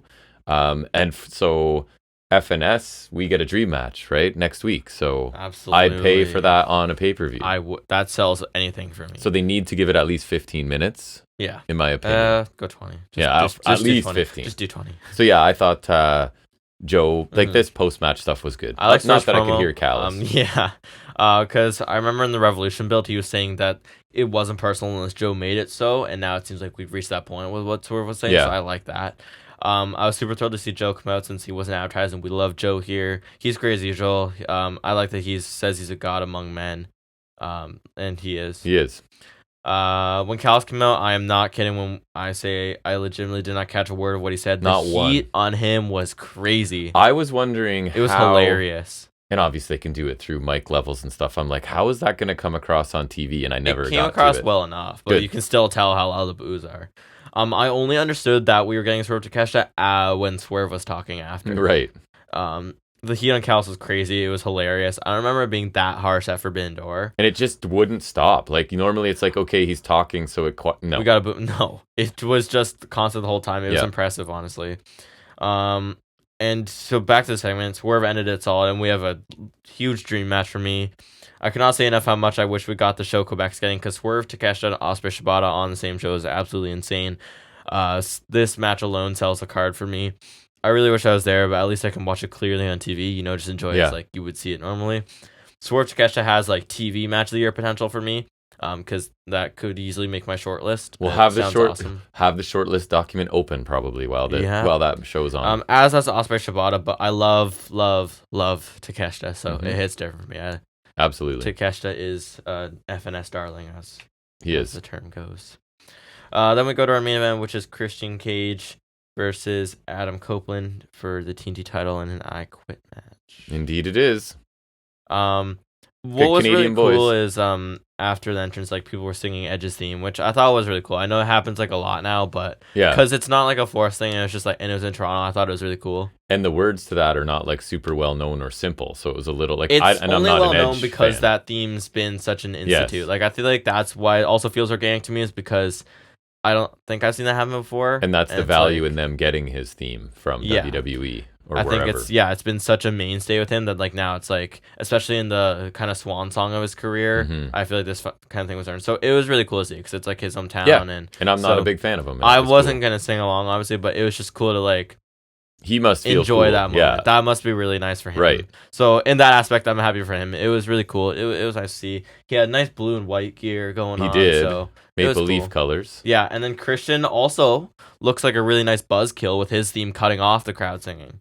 So you can also look at it from that perspective. That's right. I literally saw someone, like, there was a video about it, and then someone commented, Christian's a buzzkill killing him. Like, all the reason he's a better heel. Right. So I think that works out really well. Action spilled out pretty early on. They ended up in a penalty box. They did. Obviously, I guess just on reserve in the arena. Edge took a jersey off of someone. There was a Bruins one, so he put it on a Cage, and then he got a Leafs jersey from someone else, and so they were having a hockey fight in the penalty box. So that was nice, like, use of atmosphere. It's hokey and whatever, but it's kind of like Canadian fans always appreciate that. I like that it was like something different. Yeah, just for like, sure. It's something, so I didn't mind it. It's giving the local fans something specific for them. Back at ringside, Edge got a ladder, and so it wasn't long enough to bridge between the ring and the barricade, so I think he bridged it between the barricade and the table, which took a sec, but ended up working out. He hit the Edge-O-Matic on the ladder bridge, so that looked solid. It did. He got a table out later on, which is, crowds love the table. That's up against the barricade. Cage eye poked him, sent him in the ring post. And then Cope's bleeding, obviously. Yes. Cage went up top and crossbody through the table from the top. So we didn't have the best angle for that. No, and it wasn't like the most It kind of broke near the bottom of the table. Yeah, right? not the most elegant looking No. dive, but That's okay. I give Christian props for doing something like that. Yep. Catapult into the ladder from Christian. Frog splash, but he misses it. Crossface, but from Edge and Christian, I gouges him to get out. They did that spot they did in I think one of their previous matches where they both go for a spear and so they kind of collide shoulders. It looked good, which is a solid spot. Yeah.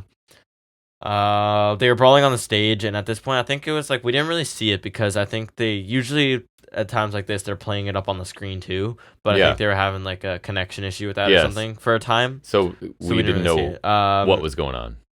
Edge catapulted Christian off the stage. I don't know if there was anything there. I don't know if there was tables there. No idea. And the crowd was chanting something about not being able to see, I think. Yeah, usually there's tables on like right or boxes stage. Or something. A crash pad or something like that. Edge went like kind of behind a curtain and then he came back out with a hockey net and he dropped Cage on the crossbar. So that was solid. They're going back to the ring. Shane and Wayne showed up with a hockey stick low blow. Who uses a wooden hockey stick in 2024? Where do you even get a wooden hockey stick? I don't even know. Yeah. Christian hit him with it and it broke, not prematurely, which I pointed out. Right, like Cora Jade's skateboard. As she swings it, it breaks. Mm-hmm. Yeah. More hockey stick shots from Cage. Steel chairs in the ring. One of them's a barbed wire chair, which is also white. You know, the color code, I guess. Yeah. Cage teaches the concerto. Cope moved out of the way.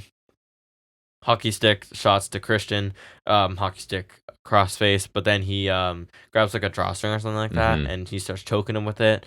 It looks like it's over, but Kill Switch and Nick Wayne come in, and I find it interesting that Luchasaurus is just back to like blindly following Christian again after kind of teasing. I guess maybe he got put back in line for a bit. I guess. I don't know. I hope they revisit it because he was getting. I'm sure they will. They were getting it really over. They were a couple times, so I really hope they go back to it for sure. Killswitch gets an Imperial DET onto the barbed wire steel chair, which of all the people to pick, why would you pick the one with a protective mask to put on there? But sure. Nick Wayne gets taken care of as well. Copeland climbs up the ladder, dives to the outside onto the pile of heels, so solid for him. Yeah. It looked solid. Pretty basic, but whatever, it's fine. Garcia and Menard are out to help him as well. I forgot to mention. And so they handcuff all the heels to different corners of the ring with their arms behind their back. And so they tease handcuffs for Mother Wayne, but she got away. They kind of neutralized them with some shots, and Copeland brought out the spike, which is that 2x4 with nails, like the Janice a la Abyss from TNA. He low blowed Christian about like 7 times, just kicked him in the nuts repeatedly, which is kind of funny. And then he low blowed him with spike, which is pretty crazy. And then he teased hitting him in the head with it, and Christian said, "I quit before he got hit." So chose to avoid that. Over. New champ. Not the finish I would have booked, but no. I thought it was good. It wasn't the epic that I was hoping for. I thought it was good, but like a little short of the World's End match. And part of the problem is being there live, and they're gonna brawl in the crowd and backstage. They did come near us for a time, though. They did. They're right beneath us. Yeah. But we couldn't see some things, right? So I don't know if it came Not even that. I just feel like if this match, if we saw this, if we were live for this on pay-per-view, it would be a lot more too. Right. I don't know if you mentioned this spot in your recap, but my favorite spot was the upside down ladder. Oh, right. Yeah. That looked really cool. It was Christian took it, right? Yeah. Edge has done that to people before too. It looked good. That would like pinch you too. That would hurt. And again, the hockey jersey net stuff is kind of hokey, but that's catering to the hometown fans. So what are you going to do? Mm-hmm. Again, lots and lots of interference, which is not my favorite thing, but it's on brand for Christian, so it's fine. A little disappointed the title's off Christian because I think it just was a perfect. However, it was expected for sure. So I sounds like I didn't like the main event. I did. I was entertained, but I was hoping for something really memorable because we were there live, and I don't feel like it was. But it was a good match and a solid main event. The crowd seemed to be really into it. So I thought it was pretty good. Just like short of their last match, I thought, but it was still good. It had its moments. I thought the brawling and penalty box wasn't overly exciting for us, but like that and the jerseys was a nice use of environment, and it's like a nice nod to their hometown. So, you can't avoid hockey, I guess, with all this Canadian stuff going around. That's right. Maple syrup and hockey, all the stereotypes we love got included. No one rode in on a moose though. Or God, it's so cold. It was actually. We were in line. It was cold. But Crowd brawling actually came near us, so that was kind of cool. Mhm. Edge-o-matic on the ladder was cool once they figured out where to bridge it. That suplex on the upside down ladder was nice. Anything with the ladder was cool. The table dive was nice. Edge's dive was nice. Fighting on stage was hard to see, but from what I could tell, that was solid. I like the crossface with the cable from Edge. The finishing involving on the handcuffs and the repeated low blows to Christian was pretty brutal. I was saying in the moment, I was saying to you that I think, since they had anyone handcuffed, Edge should threaten to hit Nick Wayne with Spike, and that's what convinces Christian to quit. Kind of like because he's the father. Jey Uso and Yeah. Jimmy from that one It's match. his son. I was even thinking, like, you have Edge hit Luchasaurus with it first to drive home that Christian doesn't care. Mhm. Like, he'll be like, I'm going to hit your guy, and Christian's like, okay, do it. I'm not quitting. And he'll hit Luchasaurus, and then he goes to Nick Wayne, and it's just like, Yeah, that Benny, would be funny. I would like that, Yeah. you know? Finish was still good, though. I thought, like, it It works gets well over enough. that he's a chicken. Well, not a chicken. I mean, how do you say a guy is a chicken because he doesn't want to get hit in the head with a board full of nails? He I did guess, get right? hit in the balls with that He did. already, so. He did. Edge wins to no surprise. Not my preferred result, but it's totally fine because I figured it was coming. Yeah, we all knew that was what we Yeah. were getting. Overall, I thought it was It was better than the first time we went to, if we want to compare it to that. I thought that agree. one was underwhelming other than like the main event. So I thought this one was more well-rounded, if not amazing. and I think my highlights, probably the best match was Kingston Okada, even though we didn't love it. And then, I'd say I like the main event more. yeah, I'm not sure. I just think because that one under-delivered, and I feel like this one was about what I expected, and like it was good. So I like this because like, it was also built to a feud. So I'm gonna say I like the main event more. An personally. out of ring highlight was Ospreay easily, and his work, right? His promo. Oh yeah, for sure. So I felt like it was just kind of I gave it a B-. I thought it was like a solid show, but not awesome. And there was no match that I was like, oh, it's amazing. You should go out of your way to see it. But a couple good matches throughout, and we had fun. It's always fun going to a live show and just Yeah, seeing it does what's going on. help. It does help going live too. And there were some for sure. comments from people behind us that were pretty funny. I don't remember what they Some were in people the were funny, moment, yeah. but we were laughing. So I had a good time. I Mhm. gave it a B-. Yeah, it was overall solid show. Not a band item, but not a bad one. It was good in general. My favorite match was probably the main event. Like I'm saying, Ospreay is my favorite promo for sure. Ospreay is great. There's some good stuff, and next week is looking really great. So I hope It that's is. good. Yeah, I'll that's a bump good it up point. a little because we were there, and there's just some nice moments in there, and so I'm gonna go with the B. Yep. So Rampage, I don't know how much you want to get into. I'll just basically. I didn't write anything down for it, so I'll just go No. for what I remember. So we missed the first half because this is when we went to try and get merch and food, right? Of the opener, which was what do we got? It's a Orange Cassidy, Trent Beretta taking on Hobbs and Fletcher, and it's a wild card win, and you're into the tournament. Remember, right? it's the stupid thing they're doing because they couldn't do a normal Could bracket. just Give me what I include actually these wanted. teams in that. And more teams. Right. So I'm just going to scroll down to the finish. Half and half avalanche on Fletcher from the top rope by Trent while Cassidy hits a diving DDT. Then we get the big orange punch for the win.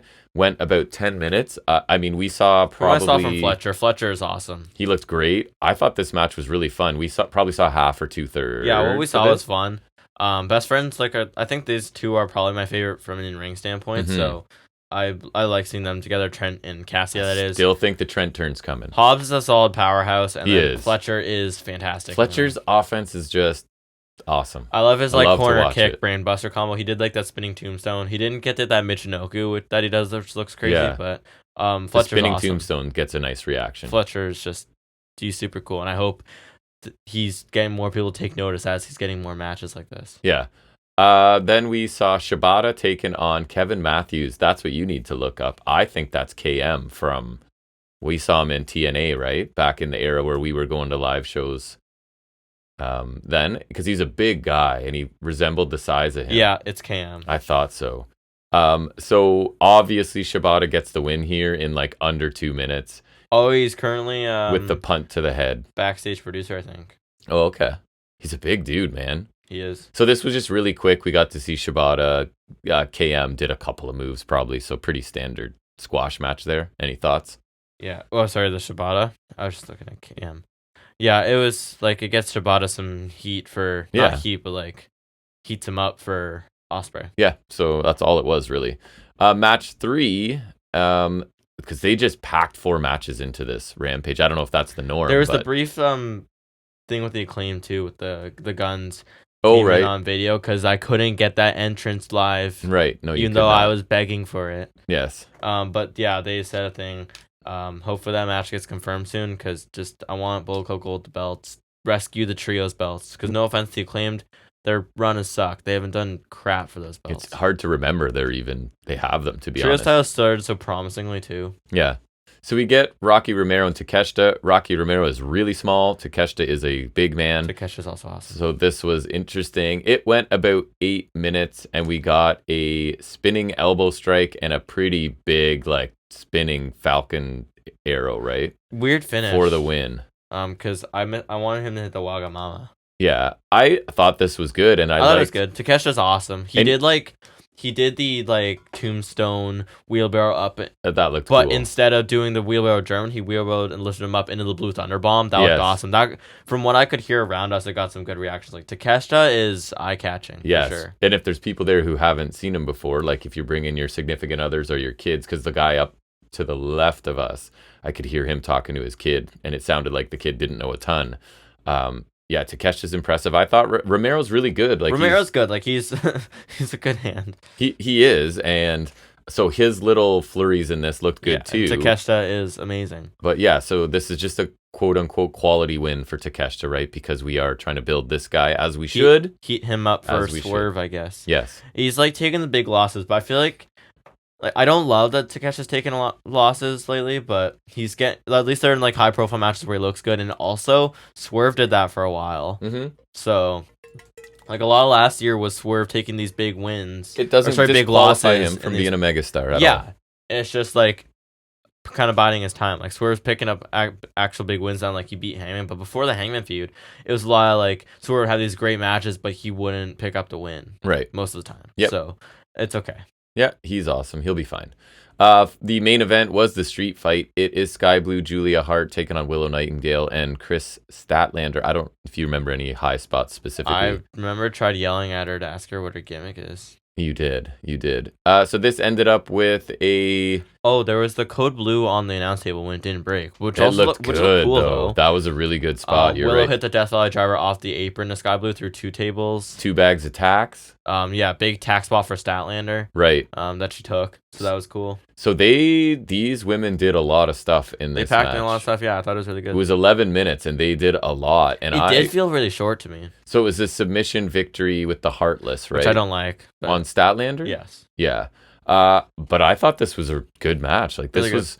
Rampage was fun, man. Rampage was fun, yeah. Like, just match, and all of them did what they were supposed to do, I thought. So I was really happy for the women in this match. Rampage is, like, worth its time. Because we don't love Sky Blue and Julia Hart, but something about this format...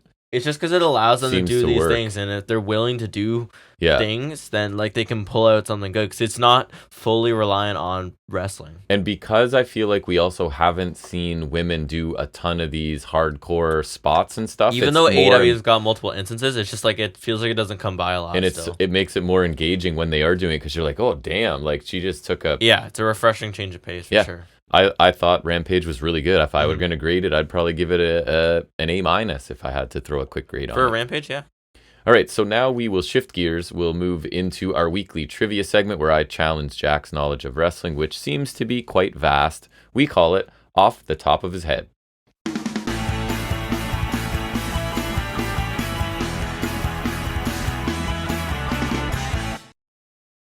All right, so this week I told you I was inspired by Stash Club, who... A rare, common YouTube favorite for us. Like, you recommended it to me. And you actually listened to me for once. I did. Isn't that crazy? I keep recommending. Because I enjoy their trivia stuff, and I could see us doing stuff like that in the future, too, at some point. It looks kind of fun. Except you just crush me every week, so that's... I guess if there's entertainment value there. Well... I feel like the knowledge-based ones, yes, but they do a lot of ones where it's like guessing things, which, yes, it went... And I have a few niche areas. What was the one where I would have destroyed both of them? I don't know. It was... I think so. It was. Hey, if like someone wants to email us one, we could, give us an idea, anyone. Yeah. Email us or Instagram if you ever check that. Yeah. Or if I see a message, I would, yeah. Because like... I would send one to Stash Club, but I'm wondering like how they format. Like, do they link them to a document or something? Yeah, because or slideshows, right? They send them because I know they're always like, oh, I like when it's a slideshow because it's organized for them. Would that work on a Google side? Or do I have to share it with them? Yeah, I don't know. People know how to do things better than I do. I could do that. But yeah, you could do that. And even so, I could try and on YouTube make a comment and say, "Hey, anyone have suggestions for segments or trivia?" and then pin it. You know what I mean? Mhm. If I can figure out how to do that. Not a smart man. Everything, every time, it's brand new stuff I learn every time. But anyways, so I went with their idea. You're gonna love. I'm hoping that the title of it makes you cringe. Mania or nah? Oh, I did watch them do this one. Right. Yeah. So what? And I used Chat GPT. So who knows? So Mania what I or said. Mini nah. Oh, so this, and you have to say nah if it's nah. Okay, that's the gimmick. I'll think about it. I thought you might not like that. That's why I went with it. And I know you love hearing your middle-aged dad say nah as much as possible. So I said, because this took some refining, right? So I got it down to, can you create a trivia? And this is what I've learned about ChatGPT. You've got to see what it originally spits out, and then you add another detail. So I got to, can you create a trivia game with famous WWE or WWF stipulation matches? That was an addition, because with matches, it was too like, hey, it's Rock versus someone, and they might have wrestled each other a million times, right? So I'm hoping the stipulation narrows it down for you. The game is to determine if the match took place at WrestleMania or not. 15 questions, please, because I'm polite even to AI, apparently. Yeah, because the one they did was, there's a few matches, and one of them was at Mania, right? Right. So this is just yes or no. Make sure 6 of the chosen matches are not from WrestleMania, I said, because I wanted at least, because at first it was giving me almost all yeses, so I had to keep adding details. All right, you ready? So it says absolutely, it'll do it for me. Undertaker. So what I want you to tell me is, yes, it was at Mania, and which one, if you know, or any details, or how long the match was, and right. which order it was, or who won, or nah specifically, if it's not, okay. And then any details you want to give me about that, also you can tell me. So as I'm trying to pull up the sound effects, because I forgot to do that.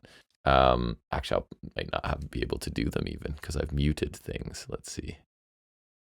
I think I can. So number 1 is we're going to go with The Undertaker versus Shawn Michaels, Hell in a Cell. Mm-mm. You're saying no. Did it? It did Nah. not. Uh-oh. So not Hell in a Cell. ChatGPT is saying yes, and it did. So not Hell in a Cell. Educate me. Where?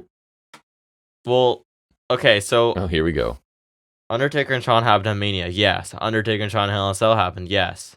Okay. Not at Mania. But those two things did not are coincide. Different. Mania 25 and 26, they had matches, right? Because second one was when Shawn retired. Yep. Neither of those are Hell in a Cell. Their Hell in a Cell match was the first Hell in a Cell, right? Yes. That was Bad Blood 97, debut of Kane. All right. So not at Mania. Undertaker and Triple H had a Hell in a Cell match at Mania. Undertaker and Big Boss Man had a Hell in a Cell match at Mania. Undertaker and Shane McMahon, but not Undertaker and Michaels. Okay. Michaels was the referee for Undertaker Triple H in Hell in a Cell, but that's as close as you're getting. Okay. I think I will have to give you the ding for that response. All right, so you got the ding for that one. Edge versus Mick Foley hardcore match. Yeah. And which one? 22. Correct. Yeah, 22. Triple H versus Randy Orton, the last man standing. No. Where was it? Mm-mm. You don't know what? So when was that? Do you know? It wasn't. Oh, it never happened. Not. That last man standing. Because it's saying it wasn't Mania, so you're right, but it's saying when it was. Oh, No Mercy 07, I think. Wow, why do you know that? I'm pretty sure, because that was the night where, so that was when Cena... Oh my God. Here we go. Remember when Cena injured himself and then he returned at the Rumble in 2008? Yes. He returned and won the Rumble? Because didn't he return like super fast? Yeah, that one. I remember. Yeah, so No Mercy 07. So it was after that. At the beginning of the show, Vince awarded the WWE title to Orton. Yeah. Then immediately Triple H beat him for it in a normal match. Then later in the night, Triple H defended against Umaga. And then in the main event... He's not reading this either off anything. And then in the main event... Off the dome. Orton beat him in a last man standing match. So Orton had 2... Those are Orton's first 2 WWE title runs right there. Wow. All right. You clearly know. I was just checking the event for reference, but I'm right. The Rock versus Stone Cold Steve Austin, no DQ match. Yeah. Okay, which Mania? X7. That is correct. I think they also... I don't remember... I don't think their one at 15 was... No holds barred, because they had 15 and then X7, which is 17, and then 19. I believe you. John Cena versus Edge TLC match. No? Unforgiven 06, I think. Correct. Okay, so it's doing well. That was the one. It was in Toronto, and Edge lost. Oh, now he got his win back. That was also Wednesday. Trish Stratus's last match until obviously like recently. Why do you know these things? I don't know. Bret Hart versus Owen Hart steel cage match. No, that was SummerSlam 94. Yes, it was. They did have a match at WrestleMania that same year, WrestleMania 10, because that was the year Bret and Luger won the Rumble. So Luger got his title shot first, and then so to make it fair, Bret had a match, so then he would have also competed in a match before his title match. Yeah. So Bret lost to Owen, Luger lost to Yoko, and then Bret beat Yoko. I believe you. Shane McMahon versus Vince McMahon street fight. X7. Yes, correct. Arguably That's the one where the best Mania ever, right? Linda was catatonic and she stood up and kicked Vince in the balls. Linda was catatonic. Or something. I imagine maybe she kicked him in the balls, or wanted to at least. Probably. Triple H versus Shawn Michaels Hell in a Cell. No, that's a nah. Sorry? Nah. I think Bad Blood 04. Yes, it is Bad Blood 04. That one, I know. I mean, if ChatGPT's right, but I think if you agree, you have to. 2K15 showcase mode, because there was 2, which was Punk Cena's rivalry, and then Triple H Michaels rivalry from like 02 to 04. So that one I actually probably played through. Crazy. Undertaker versus Mankind Buried Alive. No. What event was that in? Oh, I don't know. According to ChatGPT. Have to be in your house something. Correct. Not Revenge of the Taker, would it be? They literally Beware Dog? They're saying it's called In Your House Buried Alive. Oh, okay. That was my guess, but thing? I wasn't sure. I think so. We're going to trust it. Kurt Angle versus Shane McMahon street fight. King of the Ring 01. So is that a nah? Yeah. Correct. That was the one where Shane gets dropped on his head and thrown through glass 5 times or something like that. That didn't break, and he got whipped through multiple times. Yeah, it's that match. Edge versus Undertaker Hell in a Cell. No. Nah? SummerSlam 08. That is correct. That's the one where after the match, Edge gets sent to hell because he gets chokeslammed off a ladder through the ring, and then the flames come up. Sent to hell. Post-match, by the way. Made it back safely. That's good.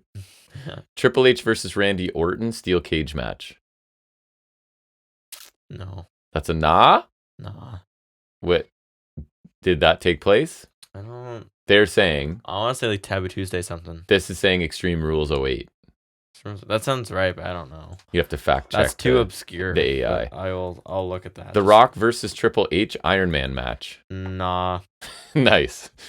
And when did that take place, or did it take place? I don't think there was Extreme Rules 2008. It'd be One Night Stand. Okay. Which did have Triple H and Orton in a Last Man Standing match, so I don't know what they're on about. Me either. Anyways, Judgment Day 2000. Correct.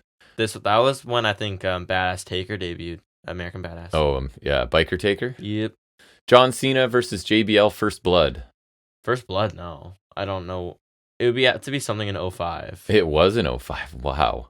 Backlash? No, Judgment Day. Okay. Well, I mean, if this is right, so who knows? I would have to be something in 05 because it'd be after Cena won the title, because Cena beat JBL, but it was not a First Blood. Right. Last one. Bret Hart versus Stone Cold Steve Austin submission match. Hard one. Oh, I wonder. Yeah, that was 13. That was 13. All right, so that worked out okay, actually. I kind of like that, and it was... That'd be interesting for you to do. Oh my god. I would like to do it like with... You could just go, did this match happen or not? It doesn't have to... Any more specific than that, I'll probably do terribly. But anyways, we'll shift gears back into talking whatever we watched in the world of wrestling this week. We like to call it Highspots and Restholds.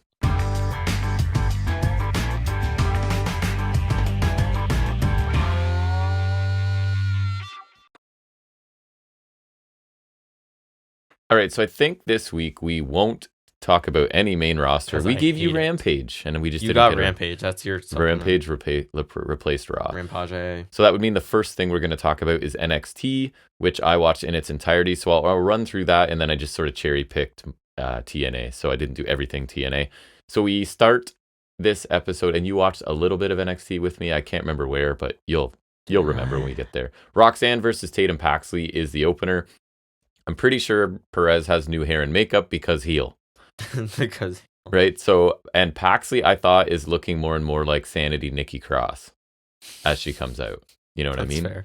I've seen her. That's fair. So Perez works the left arm to show she's a vicious heel now, and I know I sound like I'm being in tongue-in-cheek a little, but she's not doing a bad job. Couple flurries for Paxley, pop rocks, armbar for the Perez win after 4 minutes. She calls out Ava demanding a title shot, she being Roxanne, sorry. But Lyra comes out instead in a sling because of that really effective-looking arm attack over the second rope. It looked okay. I thought it looked good. Perez ends up taking her out, holding up the title. Ava, in a brief segment later on in the show, does make the match on Lyra's request. So I joke, but I do think Perez is becoming a little more believable as a heel. I say it every week. I still don't think it's her best role, but I get that they're getting her experience while she's in developmental, right? Like, let's find out what she you're can supposed to do. It's what it's for. And I mean, it worked out for Breaker. It did. So exactly. Like, we were like, as a face or whatever. Breaker ended up really finding himself there. Yes, he did. Paxley is, I would say she's not super fluid in the ring, but she does some cool stuff. You know what I mean? So she knows how to do something. There's time for her. Metaphor backstage, Dar and Lash Legend can't wait to get their hands on Trick, but for different reasons, obviously. Yeah. Ha ha ha. And then Otis, Tozawa, and Maxine show up. Otis is jealous of Trick because remember he was kind of that made interested me laugh. You were here for that. I saw that. Yes. Otis made me laugh there. I like that. And Metaphor walk away. So same thing. I said some quick humor here. A couple lines were funny, right? So that's fine. I thought it was funny. Briggs goes to the ring to talk about Oba Femi. This note. Remember, I wrote this down, and you were going to clarify. Isn't wounding less bad than hunt and destroy? He said Oba's not out there to hunt and destroy. He was out there to wound. And we're like, wait a minute. I guess it's like, it's not worse, but it's like meaner to wound them and like leave them hurt, I guess. But like, I think maybe he just logic. reversed I them. think he messed it up, but that's like the only logic I could think of. It's like, you know how it's sometimes kind of to put something out of its misery? Yeah. It's like, Oba didn't do that, I guess. I think it's like if he meant to say search and destroy and he said destroy and search. I think he just flipped them. Yeah, something like that. Anyways. It was weird for sure. Oba Femi comes out and says he enjoys testing a man's limits and pushing him to the edge. When he steps in the ring, there's no room for emotions, only results, and his results speak for themselves. Briggs implies that he's tougher than Femi. He says he's the man of mayhem. And we were like, it's on his vest, but I'm like, yeah. Since when? I don't know whatever. Go for a nickname, bud. Mr. Oh, it reminds me of Warlock, because I was thinking like Mr. Mayhem. Right. I knew it reminded me of something, and I couldn't. And then I was also thinking Macklin because of the Mayhem. I was also thinking that too.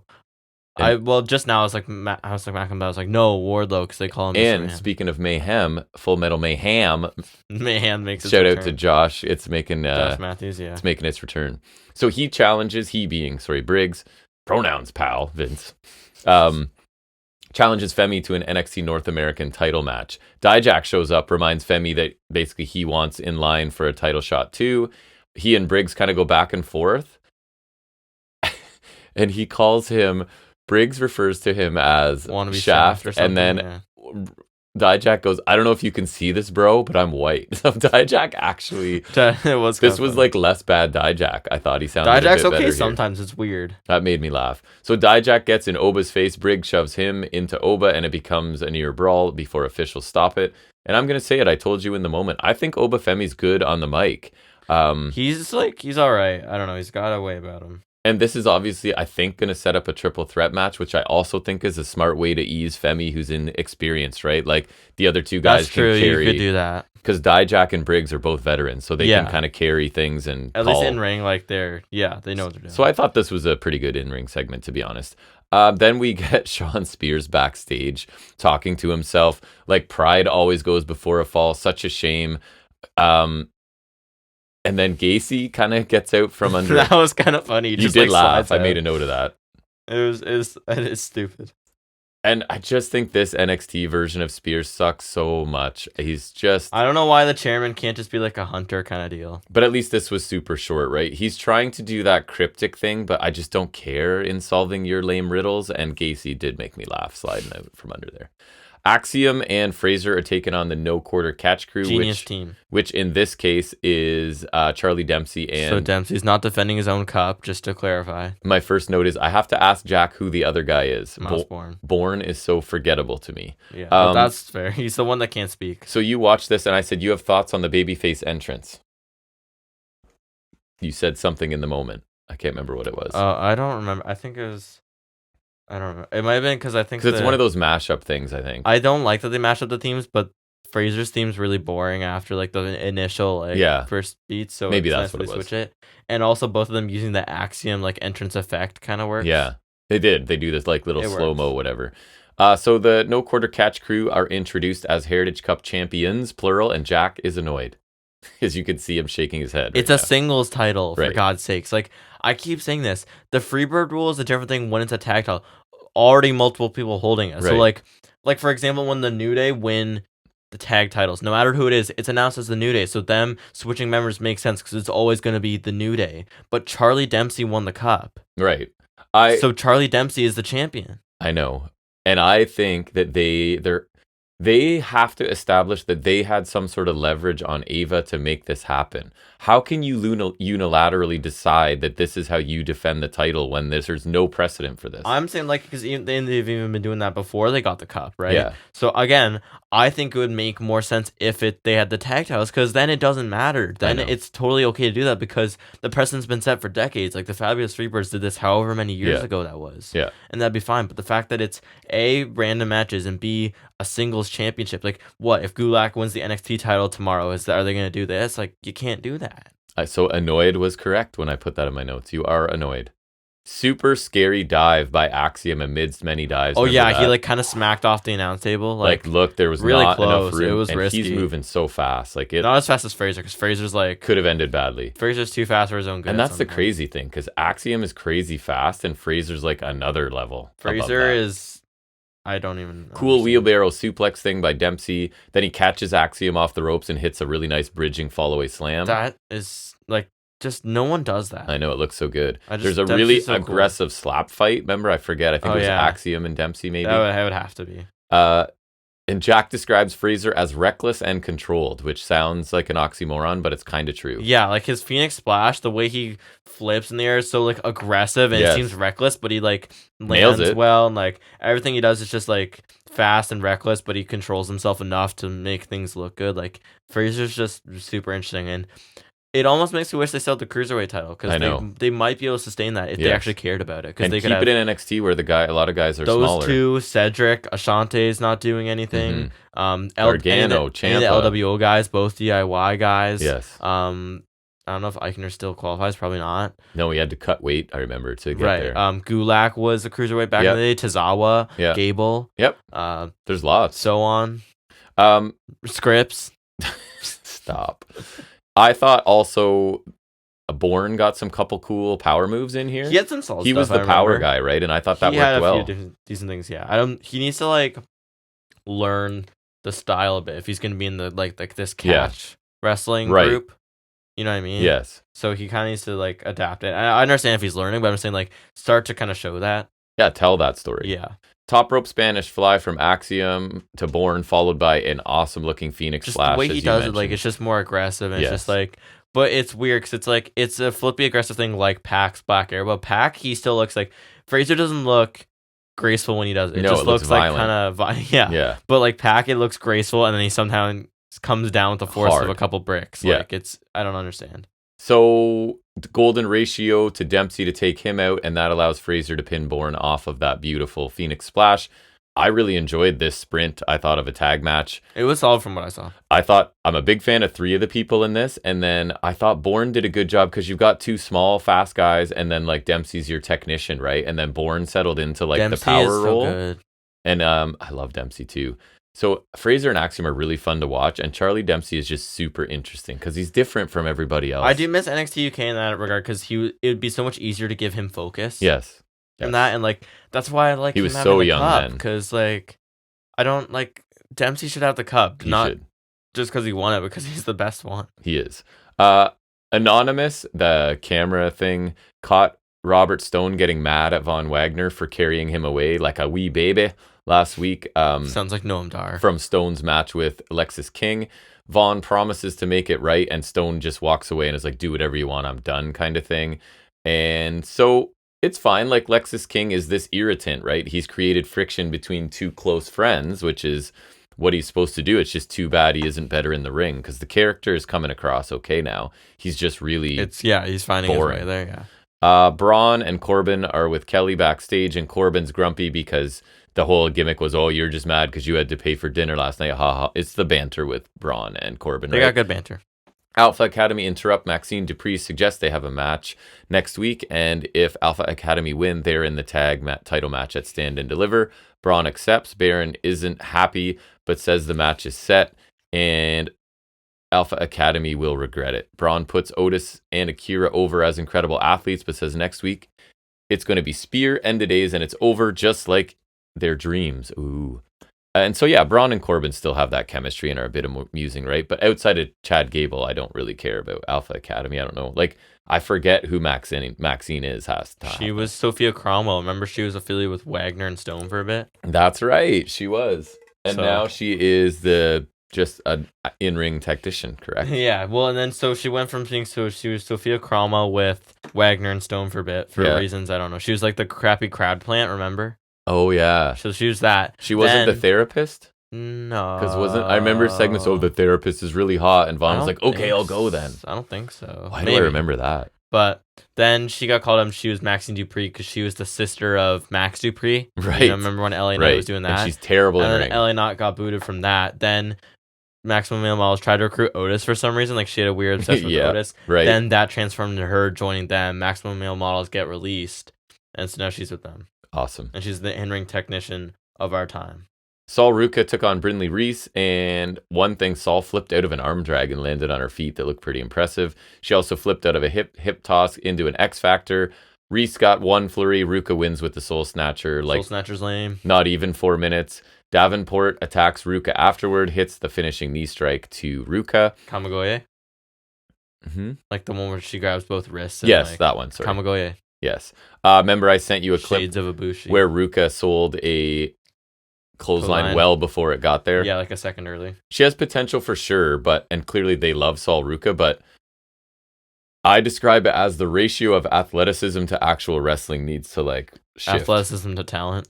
Well, maybe she has talent too, but it's just too much of what she's doing is just to show she's an athlete. I need more wrestling. Right, it's just showing off that you can do gymnastic things. And Reese, I don't know, she's that high energy, really At least fit. She's got a shtick though. She didn't showcase much here, but I guess she's got a gimmick. She does. She's Thea Hale 2.0 kind of. Gigi and Ren Sinclair talking about Gigi's loss last week by DQ to Ariana Grace. Grace walks in. The weird low blow finish. Yes, and says the ref's distraction was final, and that she's saying she accidentally hit Gigi low while Gigi's was intentional. So that's how she's rationalizing it. And that bringing out the lady in Gigi will be hard but worth the work. She calls Gigi Georgina, I guess, as the first step in, and gives her a sash that says Georgina Ms. Dolan. She has a sash that says Ms. NXT in training. And then Grace, I thought it was funny. She's takes a picture as she's this will be the before picture. So her character work is funny, man. So maybe this is where Dolan will finally shine. I don't know. I'd be surprised, but you never know.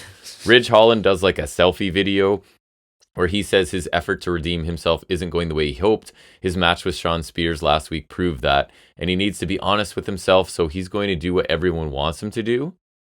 And the only thing I want him to do is abandon the I'm a fighter who's afraid to hurt people thing, so I don't really know what we're referring to. I guess he's going to just not him care. Turning heel is just being I'm going to fight. He's going to go super violent and not care about hurting people. I don't know. I don't care. This angle, my words are, this Spears-Holland angle is DOA for me. The family in the ring are speaking. Tony D starts this talking forever, and I thought it was really boring. And I even noticed that the crowd is disinterested in the background behind him. He says he'll win it, stand and deliver, basically, because he's got Tony Crucifino now. Is that his name? Luca Crucifino, sorry. Tony D. Two guys named Tony in the same faction. Ilya pops up on the Tron. I guess maybe he's back home or something. Talks about Tony leaving him on the bridge last week. Tony cuts him off. He says he spoke to Ava and Ilya will face Stax next week. One wrong move and Ilya will wish he never messed with Tony D, and stand and deliver will be a burial, sorry. This whole angle, right? Poor Ilya, man. Every time he interacts with this cartoon character, it's just not serious. I don't like it. So it's just setting him up to be a placeholder challenger. I hope. For their biggest pay-per-view? I hope. Maybe Tony D's winning. I don't think it's a 0% chance. I'm really nervous. him winning that would be to me like what they're doing. Like Tony Storm doesn't fit. It is similar to that. Doesn't fit. The I title. agree. Thea Hale walks up to Riley Osborne backstage to apologize, saying she wasn't herself on her date and hasn't been for a couple months. She's been figuring out who she is and it's been hard. Riley says he gets it. They can still be friends. And then Riley heads off for his match. So just a quick reminder that yes, Thea Hale is back to her old self, which I'm fine with. We get a bit of a TikTok feud developing. Lola Vice responds to a Carmen Petrovich's training video saying that she can do better, and then she calls Carmen a Ninja Turtle, which I thought was kind of funny.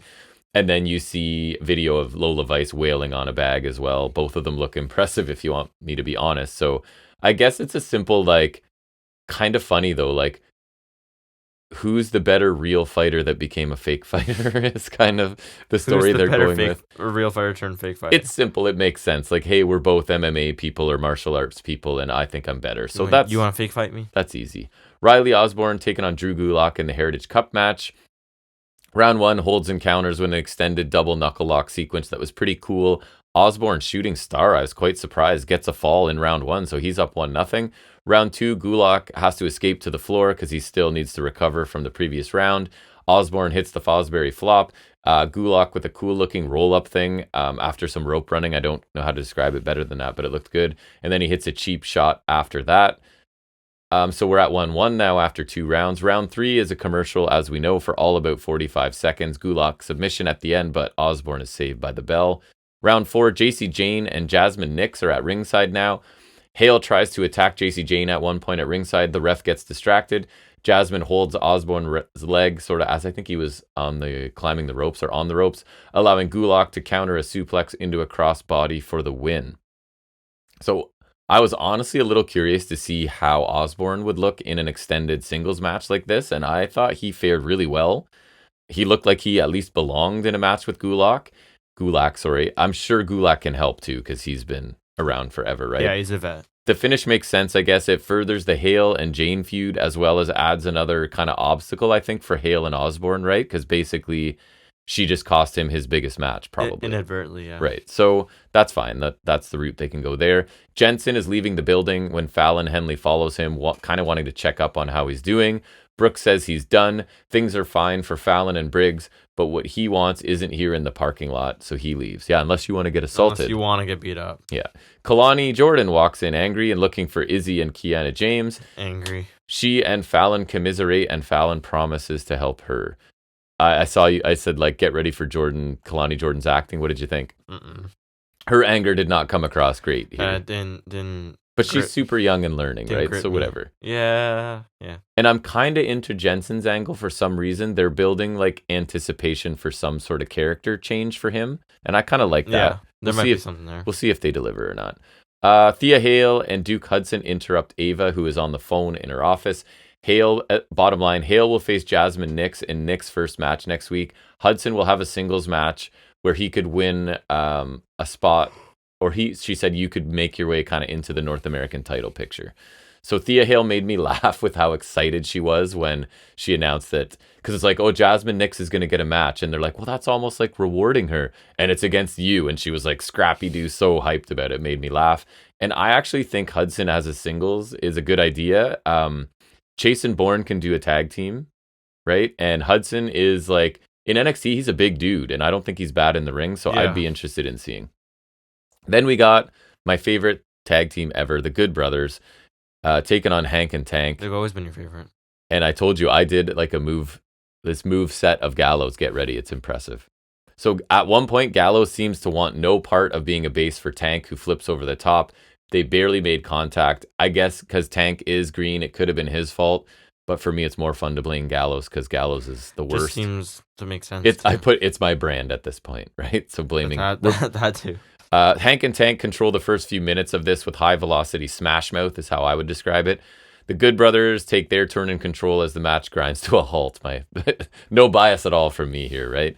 Tank hot tag tandem moves from Hank and Tank. Gallows pulls Hank out of the ring, runs him into the steps. Anderson spine buster to Tank magic killer, and it's over after 8 minutes. Here we go. This is Gallows' moveset, his move repertoire in this match. And I'm not leaving out any. I'm not like, as far as I know, this is everything. Kicks, chops, punches, run into the apron, steps and barricade, big boot, short arm clothesline, half a magic killer. And I'm pretty sure he only bumped once on that base on the floor. I don't think he stayed on his feet the rest of the match, I'm pretty sure. Until the magic killer. So it reminds me of when we go to an indie show and there's just a big guy there who clearly can't do anything and is just like punch, Steve kick. Brown. Right. So it feels like that, except this guy's like part of an elite tag team, allegedly. Yeah. So I don't know. Really slow when they were in control. Not just Gallows even. So we have to endure a lengthy stint by Gallows doing nothing, and then Anderson tags in and slaps on a lengthy chin lock right away. Like, what are you doing, man? You're the only one that can wrestle here. He's supposed to be the one that does things. I think Hank and Tank have potential as like a high motor smash mouth team, and they're starting to develop some cool double team stuff. And there's also like something about them that you're kind of rooting for them. So a babyface team, not easy to find. So if it works for them, no way they were winning here, but I thought they looked better than the Good Brothers did. But I guess then, to be fair, maybe that's because, the Good Brothers let them have a lot. Because that's what I would say about a team I didn't hate. Mm-hmm. So I'm going to say it there about a team I do hate. Pretty average match with a cool few cool bursts from the faces. Tricks with Kelly backstage. He's traveling light, making his own decisions, which is what he wants. He's going to look good while he faces Noam Dar tonight. He knows Melo's in the building, and he's glad. He's going to whoop that ass because that's all it is, and that's all it's going to be. I guess, is that his take on the Melo phrase? That's something I think they said when they were together. Like, that was like one of their things. Roxanne's in the parking lot with a suitcase, as she is required to be. If you're not getting attacked in the parking lot, you better have a suitcase. You need luggage or a belt. Correct. She has luggage. I put mark it on your bingo card. She's going to rip the NXT title from Lyra Valkyria. JC Jane, Jasmine Nix, Kiana James, Izzy Dame are backstage talking trash about... they take turns, kind of Thea Hale, Fallon Henley, and Kalani Jordan. Jane and Nix leave, and Henley and Kalani Jordan show up and attack the other two, setting up an obvious tag match, I guess. So Noam Dar takes on Trick Williams in the main event of this show. Two strong entrances. I think both these guys have good entrances. And Trick overpowers Dar early. Dar gets a couple of things in here and there, but the bottom line is Trick can just keep taking control quickly because he's so big and strong. Picture in picture to Melo's security standing outside his door, his locker room door, telling him, they just go, it's time to go.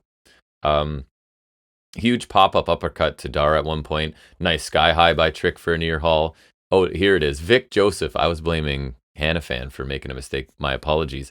Vic Joseph somehow misses a Dar counter into a DDT. He thought that Dar took something from Trick. So Vic is shocked when Dar gets up, and it's, quote, high impact offense from Williams. But look who's moving first.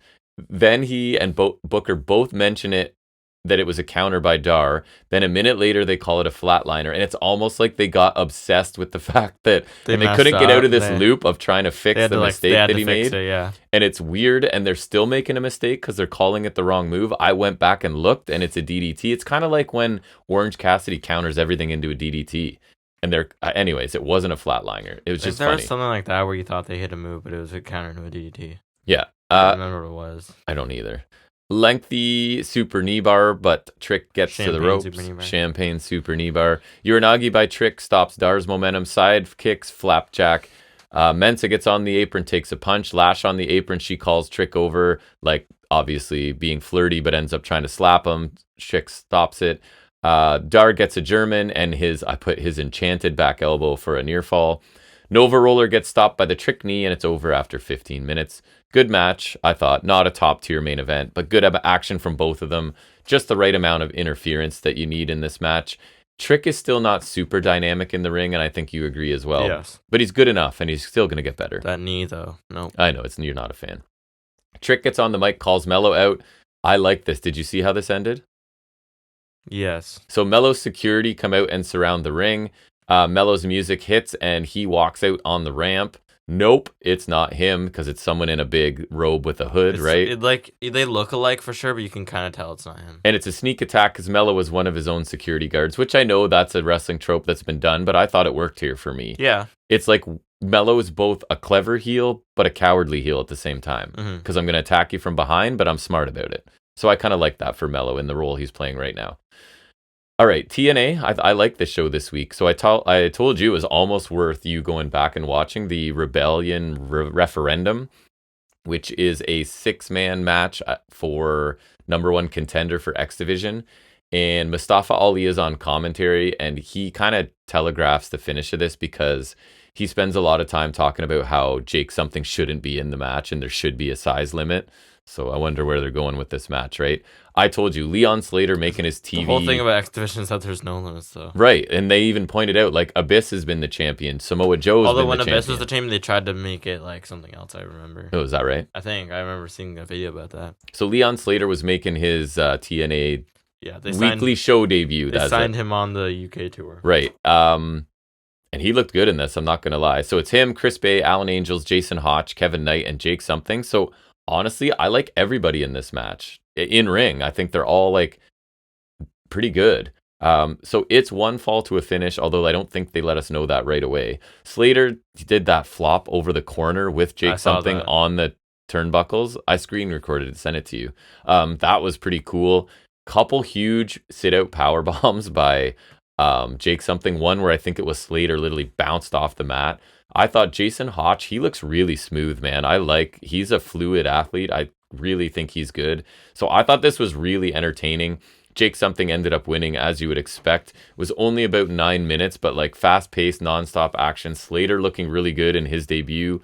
Jake something was presented as a monster here.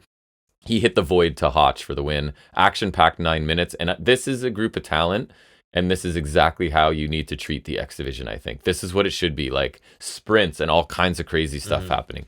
Really fun match.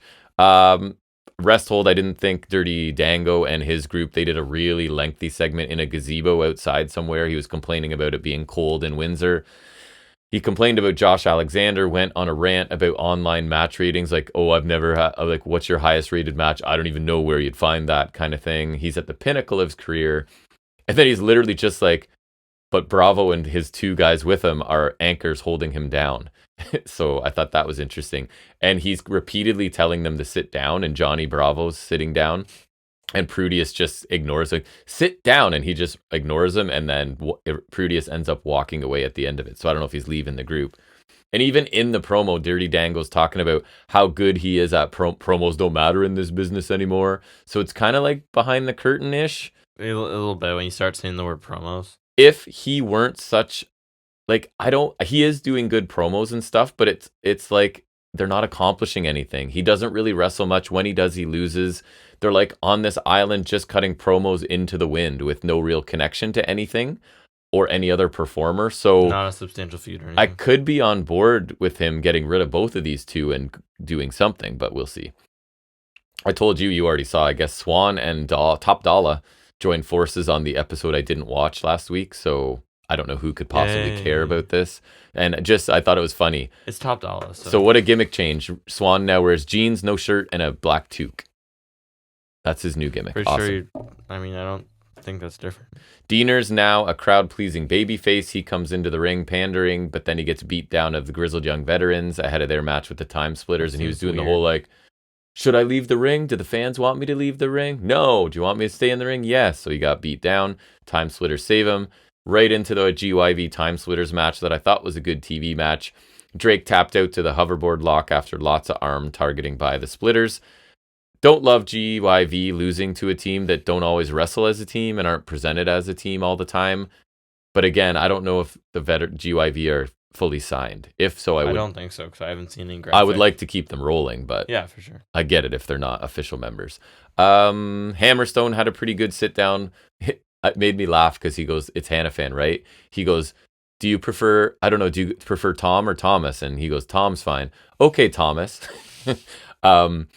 He establishes himself further as a heel here, right? He even has Josh Alexander's headgear as a trophy from their match. And then he's like intimidating to Hannafan and leaves. I thought it was solid, and he's a really good fit for TNA, I think. PCO had his typical match against Crazy Steve. My only interest in watching to see if in PCO matches, right, is he going to hurt himself or someone else in this match? And so he did a somersault to the floor where he almost hurt himself because he almost landed on his head. And then I showed you the spot where he put chairs together back to back. Yeah, and he landed on He allowed himself to just be slammed by Khan onto those chairs. It looked crazy. And that allowed Steve to I think I don't know if it's a roll up, but anyways, it allowed Steve to retain the digital. Oh yeah, it was a roll up. So he keeps his digital media championship. Roll up. And Khan and PCO continue. Why is he defending a digital media title on TV against old people? Correct. They don't even have digital media. Probably PCO's like, what's digital media? Eric Young cut a promo on the stage. He wants another match with Kaz. Full Metal Mayhem at Rebellion. I don't care at all, but the stipulation might add some interest. The stipulation makes me chuckle. Every time. Every time it's Mayhem, because Josh Matthews is incapable of saying hem. Ash by Elegance beat another jobber in 3 minutes. She does nothing impressive. The crowd does not seem to care. She hit her senton for the win, then was setting up for another one with a chair on top of her opponent, but Zaya Brookside comes to make the save to set up a really uninteresting angle that we're going to have to endure. Nemeth out, he's coming after Moose. His goal has always been the TNA championship, etc. I told you there was a good line. The system come out and Moose responds. And he says, Moose said Nemeth has defeated some of the greatest of all time, but that throughout his career, one thing Nemeth hasn't been able to beat is the system. Mic drop. It's right? True. Referral to like WWE, always holding him back. And it works. It was a good line, a good mic drop line for sure. And they actually look a little cool. They were all wearing suits. It was like a budget Evolution vibe kind of thing. Or if you want to go TNA, you go Main Event Mafia. Ooh, gross. But yes. Jordan Grace in the main event retained the Knockouts title. Solid, not spectacular 10-minute match against Tasha Steelz. But again, like no one thought Steelz is winning. And like I said earlier, TNA... And she had like a random run with the belt. She did. And I was like, okay, she's kind of got lots of charisma, right? And I don't know, it's sort of... The bloom is off the rose for me, as they say with her for some reason. And I just don't know who are they going to build into a believable challenger for Jordan Grace. Like, you could do it with Masha. They don't seem interested. Killer Kelly, maybe. She's tangled up with Masha. So I don't even know who a singles person is right now. I guess. You're kind of out of options. And they just tried Giselle Shaw, who I would suggest you could. So I don't know where else to go. Yeah, but then they just had her lose as well. Yeah, so I don't know what's going to happen. But anyways, I really liked it. I thought TNA was pretty good this week. So we're not going to talk about SmackDown. We already talked about Rampage. So you said you have a little bit of figuring it out. Bit. All right, here comes an update from Jack on the world of wrestling action figures. We call it Figuring It Out with Jack. All right, sir, what do you have for us? I think you had a few things, right? I think soon they announced there's been the whole Mattel Creations revealing stuff for stuff exclusive to that site. So first CM Punk figure back is yay. We'll get an elite of his return. Oh, I pre-ordered it for you already. Super boring. Jeans and a t-shirt. Yeah, I mean, cause there's an alternate shirt and like I don't know, it looks boring. Even for like a Punk figure, it's just not interesting looking. Right. I don't know. It's like for a whole exclusive thing. Like so you would be not interested regardless, but you're even less interested. Oh yeah. Got it. And then we got ROH figures, which we actually saw on the announce table at our show. They did. We got ROH Kenny and there. Claudio, and then there's like Supreme Malachi Black with a bunch of face paint stuff. They're all 1 of 5,000, so they're gonna be hard to get. I do kind of want the Malachi looks cool. I do want to kind of try my hand at getting the Malachi, even though looks there's cool. no chance.